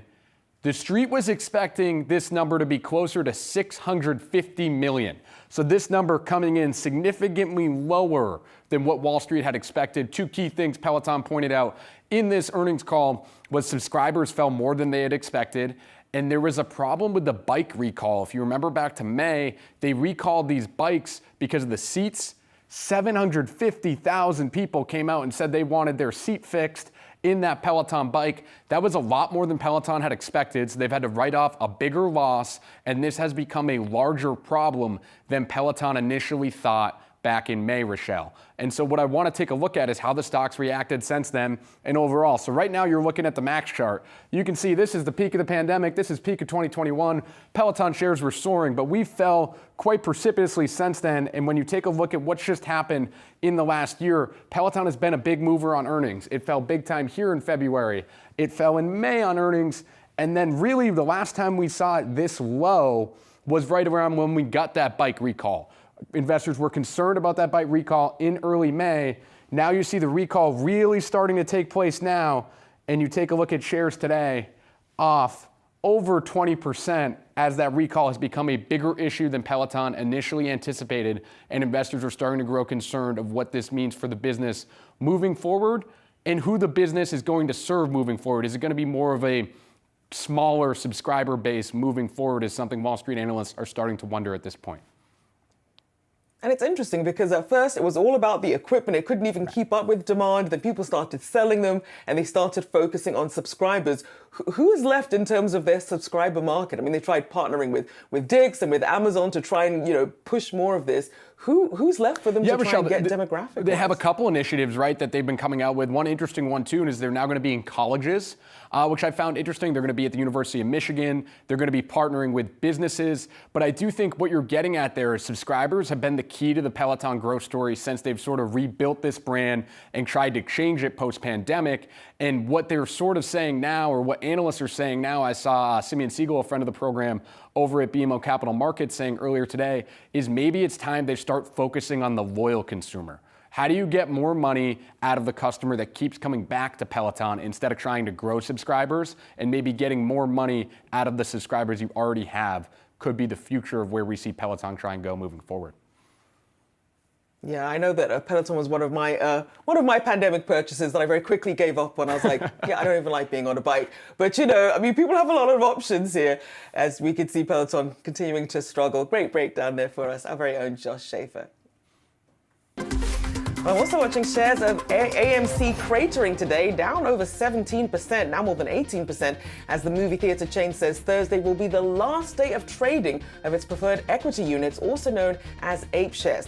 Now, the APE units will be converted to AMC common stock on Thursday, plus the company is planning a 1-for-10 reverse stock split. Now, the share upheaval happens just a year after AMC created its preferred shares. Movie theater chain was sued in February for allegedly rigging a shareholder vote to approve the stock conversion. A settlement payment in response to this lawsuit has been approved by a Delaware judge and will be issued. All right, all your markets action still ahead. Stay tuned. You're watching Yahoo Finance. Will this most anticipated recession ever actually come? I think so. I think it's too premature to completely discount the recessionary fears. I think we're still seeing tightening in lending conditions. We're still seeing a lot of that percolating through the economy. I think we will have a recession, but it will be a mild one.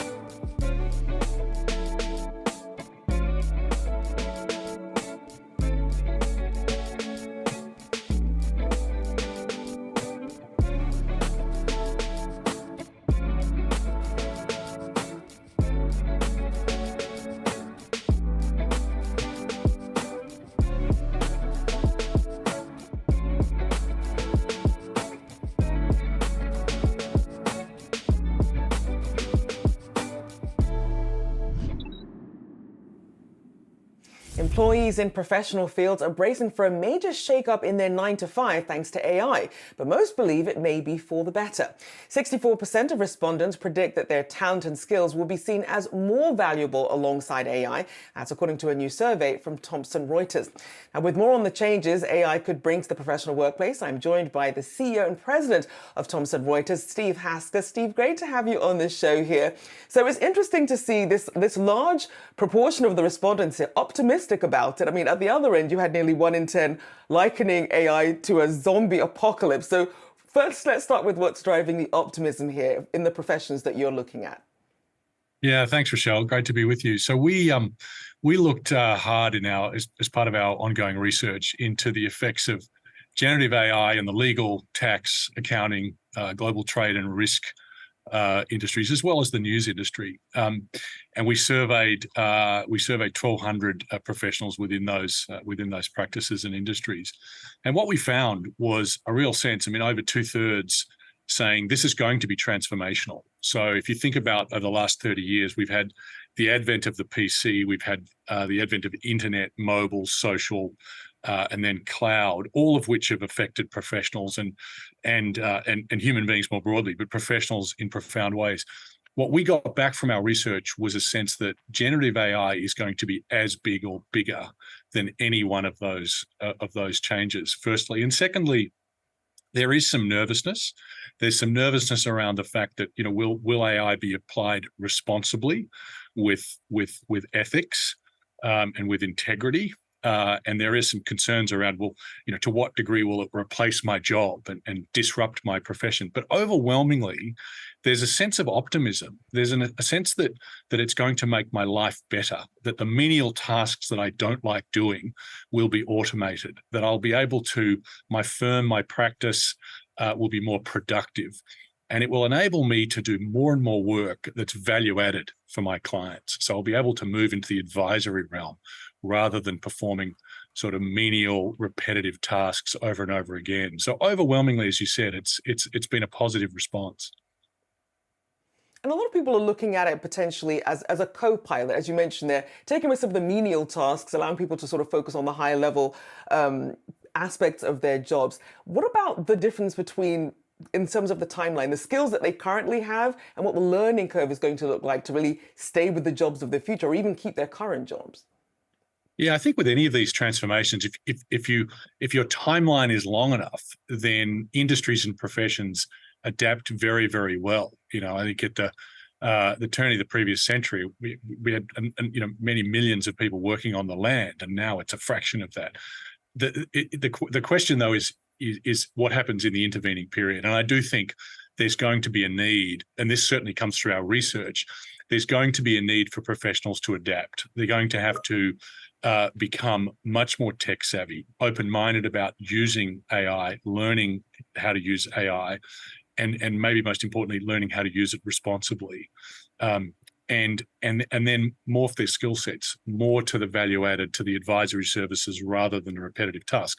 So professionals and the professional services firms are going to have to go on that journey. And I think there will be a level of disruption, but ultimately the picture we think, and we agree with the research, is one of great optimism. And something that we're seeing is some of the changes in the roles themselves. Like, will you still need a professional degree for some of these professions, and also new career paths opening up? How should people be viewing this, and employers as well, especially when you think of, we're not even sure how this is going to be regulated. There seems to be a preference for the professions themselves regulating this versus governments. How do you see that aspect playing out? Yeah, so I mean, there's a number of, I think every sort of aspect of the profession will be impacted here. So the professionals themselves, which we've been talking about, I think the schools and the graduate schools, getting people ready for professions, curriculum will have to be rewritten. The sort of the types of skills that are taught will need to be looked at, and then both professional bodies and regulators are going to have to be active over the next few years. So, for an example, whether it's the professional bodies themselves or whether it's the government, the regulator, tasks that are performed by machines need to be clearly labeled, in our view.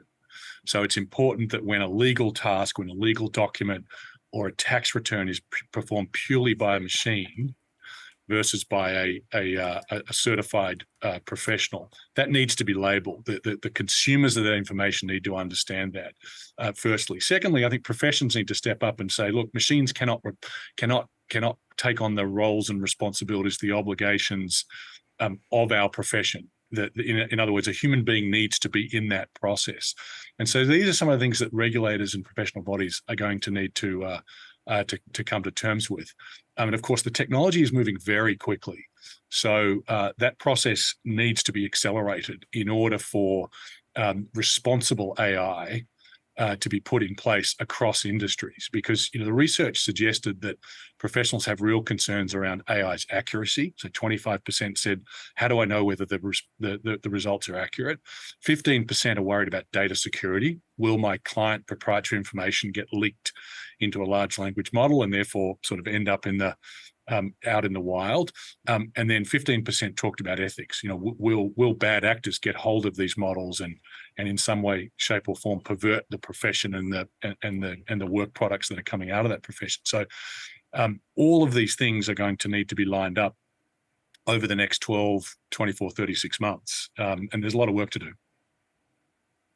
And as you mentioned, there's some of the professions that you're looking at in taxes and law firms, both corporate and government. Certainly a lot at stake if it's one decimal point out of place or, some slightly miswording. So as you look at the biggest fears so you listed accuracy, widespread loss of jobs, the demise of their professions, how well founded are these fears? I think it's too early to tell. We're just at the starting point here of a transformation, and I think if history is any guide, we're in the middle of a hype cycle. Through the back end of this year, things might settle down a little bit, and then we'll start to see the real innovation, new businesses, new business models, new competitors in various areas, and we'll start to get a bit of a lay of the land, I would say, this time next year and beyond. So a little bit too hard to tell. What I would say, though, is that it will differ by profession. So one of the things that's very true of the tax and accounting profession now is that young talent is not coming into that profession in the same way it had in previous decades. And if you talk to any small tax and accounting firm across the US and various parts of the world, they'll tell you they can't get the talent. There just aren't the graduates coming through those programs. So technology is an imperative. It has a very important role to play because the number of tax returns is going up and the complexity of tax returns is going up, and the kinds of advice that clients need from their tax and accounting professionals is getting more and more complicated, and the demands are going up. And yet we're not seeing the graduates come through. So technology has a key role to play in tax and accounting. And if I had to bet, I would say that the level of sort of displacement will therefore be less because we've got a talent shortage today. I think in some of the other professions, we could debate whether it's going to displace some professionals or not. Our view is sort of simply, I think, summarized by the following, which is, when people ask us, okay, am I going to be replaced by a machine? We would say, you're not going to be replaced by a machine, but you might be replaced by someone who uses a machine and someone who's adept with generative AI. And so there's an imperative for all of us at all levels of an organization to understand generative AI and to be comfortable with it and to start to use it in responsible ways. That's a very important takeaway there. A lot of, as you mentioned, their fear about the technology versus the people who are going to have the skills to understand this technology being the ones who actually end up winning in the end. A big thank you there. Great having you on. Steve Hasker, CEO and President of Thomson Reuters. Thank you for your time this morning. Thanks, Rochelle. All right, all your markets action ahead. Stay tuned. You're watching Yahoo Finance. At this point, is the Fed raising rates too much or not enough? This tightness is probably well measured. It just started way too late, and they can't affect for the government spending.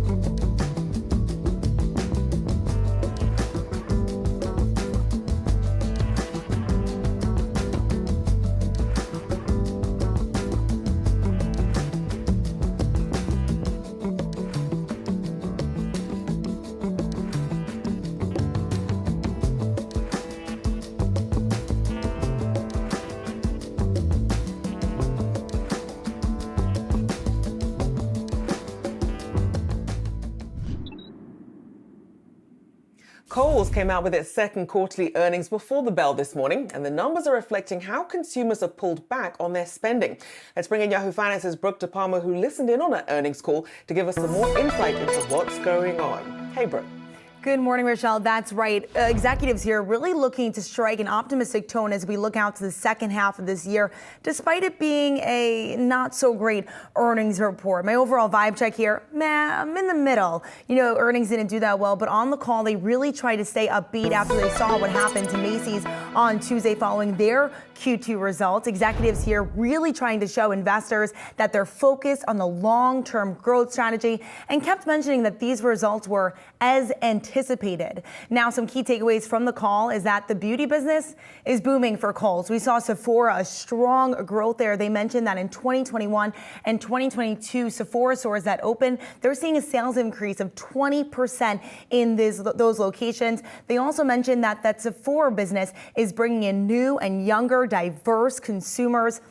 They also anticipate that they're going to open 900 stores by the end of 2023. In Q2 alone, they opened more than 200 Sephora locations. Now, once again, this is inside of the Kohl stores. They also said they're seeing customers look to brands like the Sephora collection, as well as Rare Beauty, in addition to Fenty and Charlotte Tilbury, which typically have a higher price point, in addition to men's lines even, like Jack Black. Now, this fall, they hope to expand that business with their gifting assortment at Sephora. That was highly successful last year. They also aim to bring that customer over to more businesses like home decor as well as gifting. Now, moving right along, something that spooked investors on Tuesday from Macy's that, Kohl's really tried to look to get ahead of was the CFO said that credit card payment rates are down and losses are up. They said that obviously this was an increase over a really low rate last year, but as once again anticipated, they did take early actions as they anticipated this macroeconomic environment to worsen and people to have less cash in their bank accounts. They did say that payment levels are still above 2019 when it comes to credit cards. But they did launch a credit card, interestingly enough, with Capital One. Jill Timm, CFO, they're saying that they want to use this to offer a new vehicle to customers who maybe didn't want to use a private label credit card.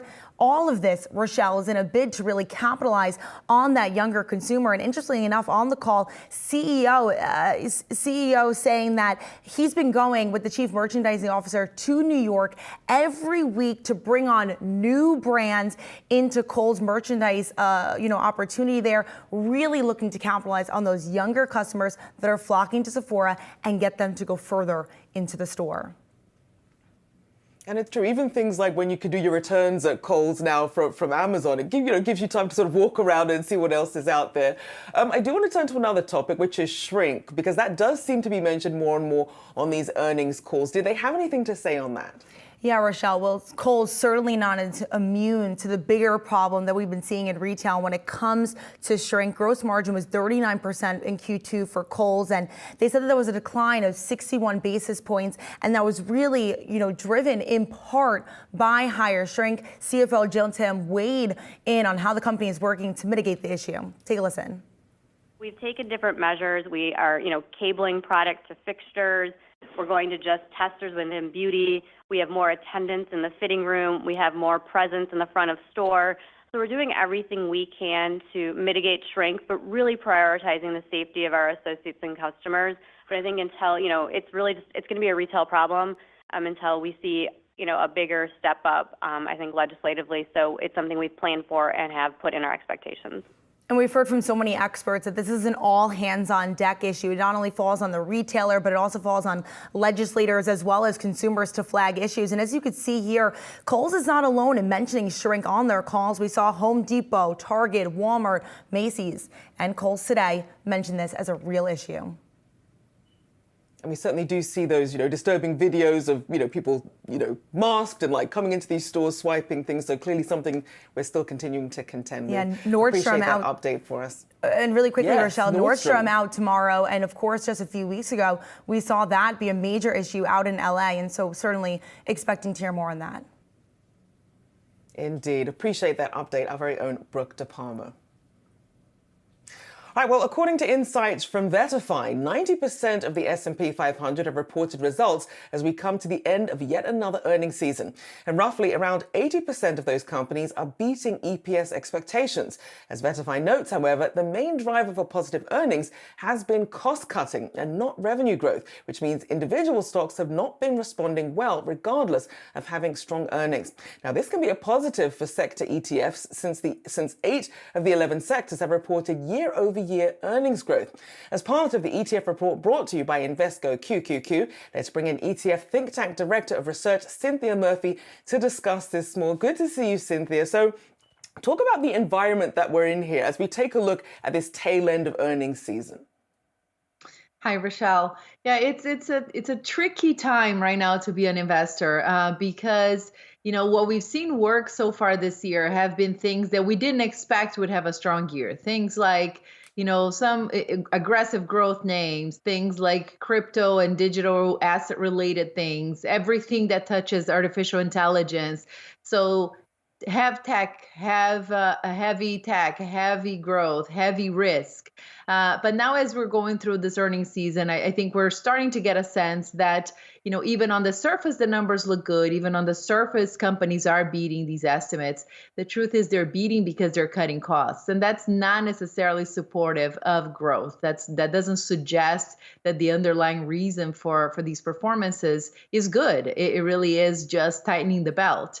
So what we're seeing in the ETF space, we're seeing people slowly trim that risk exposure, and defensive plays are gaining momentum here because nobody knows what happens next. Nobody expected growth to perform this well this year, so there's always the off chance that this continues going. But it looks like investors are opting to take a little more cautious tone as they go forward, waiting to see what happens, waiting to see what the Fed says in the next few days out of Jackson Hole. Everybody's looking for the next inkling of what's the next shoe to drop, and can we turn this around, or are we just going to go down into a recession? And of course, ETFs are designed to help manage in different sorts of economic environments. So looking at some of the ones that you're seeing of the most interest, the ones that you would recommend perhaps when you see this higher for longer interest rate environment, what are the standouts for you? So one of there's really three plays that you can consider now, and that we're seeing people put money into. So if you have a higher for longer rate, you're being really rewarded to just sit in cash because cash is yielding now above 5%. And by cash, I mean like your really short-term dated bonds. So from the bond market exposure, we're seeing most investors and advisors, investing for clients, they're really heavily allocated to the really short end of the curve because you don't have really much duration risk there to worry about. So higher rates don't really impact too much your bonds, but you're picking up a ton of yield. So it's a safe place to be. Now, if you are looking to participate, to stay invested on the equity side, and you're really concerned about this risk, the tough thing is what is it that's going to work? In theory, higher rates should be really favorable for value stocks. But this year we've seen growth outperform value. So you are in this conundrum of trying to guess what should happen. More defensive plays tended to work better here. So it's things like either really diversified approaches since you don't know what value or growth is going to perform better. So just own it all. So things like your, total equity market type of exposure, things like VT, things like multi-asset class portfolios, like an ETF like RPAR is an interesting fund. It has 4 asset classes in there. It risk weights everything so that you're having like the lowest possible risk for full exposure. And you have your dividend stocks, which were great performers in 2022, have been a little bit of underdogs this year. And all of a sudden, they're starting to come back in vogue. And because people realize that these dividend portfolios, they are very underallocated to tech, which means why they're dragging so much this year. But they allow your defensive sectors, your healthcare, financials, consumer staples, the spots that should hold out better if we have a higher for longer period of higher rates. And, we're kind of facing that economic uncertainty going forward. So then, Cynthia, with a lot of people focused on defensive plays, then why are we still seeing so much interest when it comes to crypto and sort of this never-ending road, at least at this point, when it comes to seeing a spot Bitcoin ETF? What is the appeal there in this environment? So the crypto thing has been a crazy space this year, and it has to do with just this excitement about, are we going to get a spot Bitcoin ETF? Most places in the world already have one. We don't have one, as you know well. We've covered this space like crazy this year. And the support there is really just the market access story. If you get a spot Bitcoin ETF, a fund that actually in theory holds quote unquote physical Bitcoin, you could open all sorts of advisor channels to access to Bitcoin ETFs. And that should be really supportive to Bitcoin and crypto assets, because in Bitcoin, the story is a supply demand story. Supply of Bitcoin is finite. It's inelastic. So when you all of a sudden open a whole new channel of access to the crypto asset and it can't really just grow its supply, that is really supportive for prices. So there's been all this excitement about what would a spot Bitcoin ETF potentially unleash in terms of demand and what that could do to price. That has really been an interesting story. We specifically at our firm don't think we're going to see a Bitcoin ETF, spot Bitcoin ETF this year. We think there's a lot of regulatory hurdles that still have to be overcome. But the point is, all the excitement is about that, is that whole new channel of demand that could come in and what that could translate in terms of price action for crypto assets. Well, the crypto loyalists certainly still holding on for dear life, for now holding out hope that that will at some point become a reality. A big thank you there to ETF Think Tank Director of Research, Cynthia Murphy. Thank you so much. Thanks for having me. All right, all your markets action ahead. Stay tuned. You're watching Yahoo Finance. Nobody envies the job of the Fed, but if we were to put our Fed shoes on and hat on, what do you kind of signal as the tenor in the next meeting coming off of the economic data that they've seen thus far? Well, I think the challenge that the Fed has is that everyone wants things back to normal way too quickly. And so they have to kind of temper their response to try and help everyone see that, this is a fight against inflation that's going to take a while. And that, as long as economic conditions are good, we're going to just have to stay in a higher interest rate environment for longer.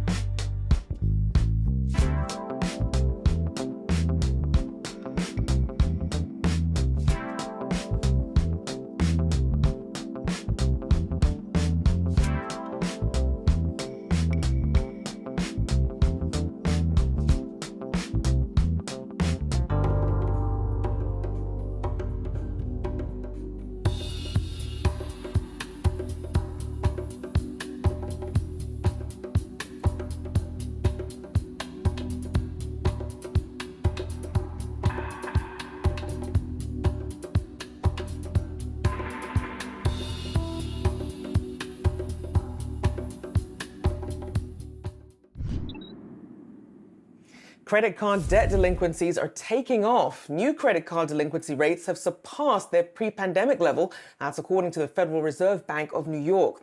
Now, some banks like Wells Fargo have said the surge of card delinquencies could signal a possible U.S. recession. Yahoo Finance's David Hollerith has more on this story. And David, we've been watching this credit card debt continue to rise. Yeah, Rochelle, I guess the simple answer I would say here is that banks have been tightening lending standards for all loan categories, and they're clearly expecting things to get worse. The country's 4 largest lenders alone have increasingly been setting aside money for future loan losses. They've stashed away $13 billion for future losses so far this year. That's in Q1 and Q2. But, you know, I think that banks have a lot of things to worry about right now. And credit cards or credit card delinquencies haven't always been at the top of that list. And the interesting thing now with the New York Fed data, what it has shown at the end of Q2 is that that could be changing. So there are 2 consumer-focused online banks, Capital One and Ally Financial, and Ally's more devoted to auto lending or auto loans, and Capital One more towards credit cards. But bank analyst Dick Beauvais has actually changed or revoked his buy rating on both of those companies, sort of highlighting the trend of what's looked like increasing loan losses. And so going back to delinquencies, which you brought up, the situation here is that credit card balances have been increasing, and they're at a historical high right now, and they're a big indicator for delinquencies. And as we saw with Macy's too, higher balances can also mean lower revenues for companies as far as when they get paid on the credit card spending that happens at their retail locations. But so across the board, what we're seeing now is that these balances have risen and delinquencies are also starting to rise, and they're at 2019 levels. They're also coming off of what we would consider a pretty low base in 2021. So it's a situation where, you know, it's a highly debated topic right now in terms of how important it is, at least for banks, in terms of all the other things they have to worry about. But I will point out, the interesting thing here is that obviously with student loan repayments coming in October and also new unemployment data coming out tomorrow, there are a lot of other economic indicators that could have spillover effects in terms of what consumers are able to do and how spending has changed. Just anecdotally, I'll also point out that, you know, kind of a trend we've seen from the 2 largest banks, JP Morgan Chase and Bank of America, is that in past quarters, you know, a theme that sort of has been the resilience of the consumer. And a lot of times this is talked about in terms of, you know, how much money consumers have in their bank accounts, their checking accounts. And, you know, for Q2, I guess what we really heard is that consumers are still resilient, but there's been less of the chatter about seeing the balances at pandemic levels staying the same. And, you know, what's clearly happening right now is that consumers are spending down their balances. And, you know, we're kind of in new territory at this point. Certainly seems to be the case. We'll be keeping an eye on that. Appreciate you breaking that down for us, our very own David Hollerith. Thanks so much. Well, American workers are pointing to high inflation as they demand larger raises. A new employment survey out from the New York Federal Reserve found that the average reservation wage, or the lowest wage Americans are willing to accept for a new job, climbed to a record high of $78,645, which is up almost 8% in the last year. But will employers be able to deliver these increasing wage demands? Let's bring in Young Yuma, BMO Wealth Management U.S. Chief Investment Officer, to discuss this. Good to have you on the show here. Now, we know that rising wages is something that Fed is saying is really the antithesis to them reaching that 2% inflation target. How are you viewing sort of this reservation wage versus the realities we're currently facing? Rochelle, it's great to be here. Yeah, we do think the labor market is actually coming into balance here gradually, but there's a lagged effect and you see it in things like this reservation wage, you see it in union labor negotiations, that a lot of these demands or expectations are built based on the labor market as it used to be over the past 12 months. But companies, when they're looking to hire and looking to set wages now, they're looking at somewhat of a slowdown going forward. They're looking at the PMI numbers come down. You can see other areas such as job openings start to fall. So we have a little bit of a mismatch right now, but it is indicative of the labor market gradually coming into somewhat more of a balance, but still with a little bit of stickiness in wages. I mean, even from the Bureau of Labor Statistics, they're showing both the likelihood of switching jobs and expectations of being offered a new job continuing to fall. So then how tight is the labor market, and how much of that should really be broken down sector by sector as we try and get an understanding of the nuances here? Well, the sector by sector is tremendously important, as you say. There are some sectors where labor demand is not as tight, and I would say it's maybe already in balance, but there are still sectors where labor demand is extremely tight. We saw that just recently in the UPS negotiations for UPS workers and drivers, that there was a lot of bargaining power on the side of the workers. So it really does matter sector by sector, industry by industry. But overall, we do think it's coming more into balance. We do see various measures of wage growth starting to fall, job openings falling, as I mentioned. So it's a process, and it's something that's going to take some time here. And so then for some of these industries that are still looking to, bump up their employees then, when they look at this number, this reservation number, how should they view it? I mean, when they're looking at other options like perhaps AI to fill in some of the gaps that are existing right now in their labor force? Well, I think companies are definitely aggressively looking at various options to fill in those gaps. They've struggled for a couple of years now with finding labor. And it's something where a lot of companies have been able to figure out stopgap measures or temporary solutions. But really, the tightness of the labor market, there's a structural element to it. It is coming more into balance, but a lot of companies are realizing that they're just going to have to figure out other ways to make sure their businesses can run efficiently.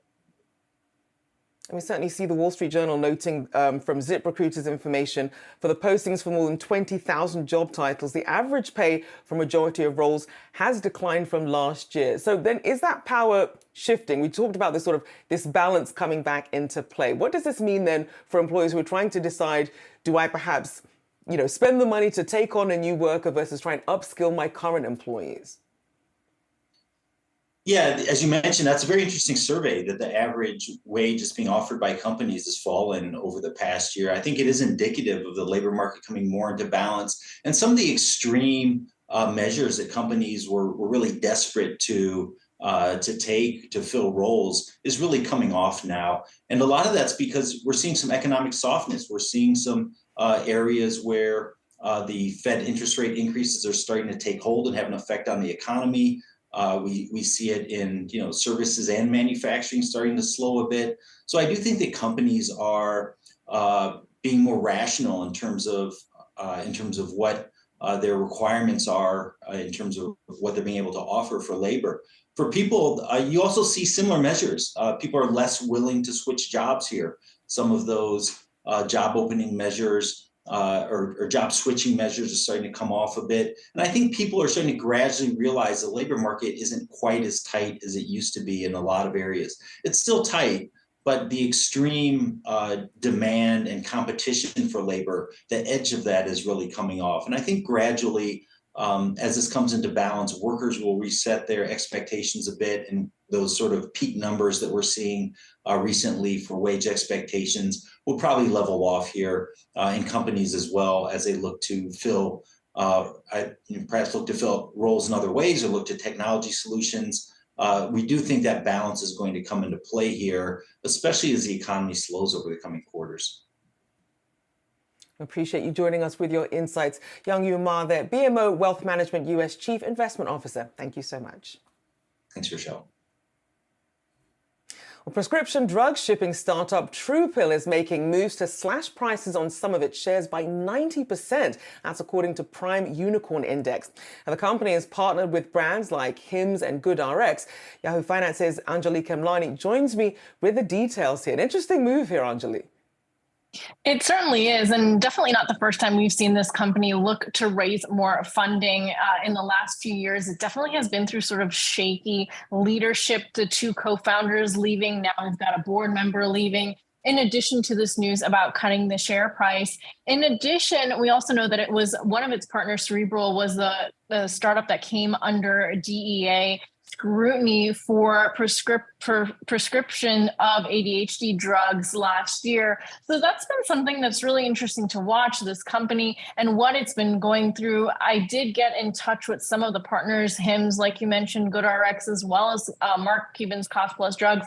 And none seems to indicate that this is affecting a business. So that's the plus side. However, of course, we know with leadership changes come lots of others. So definitely something to be keeping an eye out for as it impacts a lot of the key players in drug dispensing today. And switching gears, but staying in the health space, we're seeing more concerning data about the long-term impact of COVID-19. What can you tell us? That's right. A new study that recently came out highlighted specifically long COVID symptoms. We know that that had been a discussion during the pandemic, looking about 6 months out after infection, whether it was mild or severe. And those studies continue to monitor patients and see even 2 years out continued impact. That's something that employers really need to keep an eye on. Yesterday, we reported on the Business Group of Health survey, and they did take a look at the impact of long COVID on employer health benefits, with a number of companies not really seeing any impact. If you take a look at the numbers for that, about 10% did say they currently see an impact, but 39% say they don't anticipate an impact. And I spoke to the surveyors. They mentioned that part of this is because of how complex it is to track these symptoms. They don't necessarily have an official, code, if you will, in the health space and in health claims. And so it's been hard to track whether these symptoms that people are feeling, whether it's heart disease, a lung impact, digestive system impact, fatigue, mental health. All these problems have been part of what is branded under that umbrella term long COVID. The NIH is looking to start studying this and look for treatments. So it's something that could be impacting health costs moving forward. And we have yet to really see what that arc looks like. So it's another thing to really keep an eye on, as we know that COVID is still with us. And as far as the new stat report shows, is not even seasonal yet. So definitely a lot of complications with this virus that is still with us. Indeed. And of course, with school starting as well, and then as we head into the fall and winter season, I know we'll be keeping track of that. Appreciate that very much. Anjali Kemlani there for us. Well, let's get you a final check of the markets before we go. We're seeing that buying action picking up across the board here. The Dow now up about 152 points. The S&P 500, they're also seeing gains up about 1% on the day. The tech-heavy Nasdaq, they're seeing the strongest gains, up about 1.5% or more than 200 points as the markets draw their collective breath as we await what we'll hear from Nvidia after the bell today when they report earnings. That'll do it for now. I'm Rochelle Akutha. I'll be back with you at 11 a.m. Eastern. I'll see you then.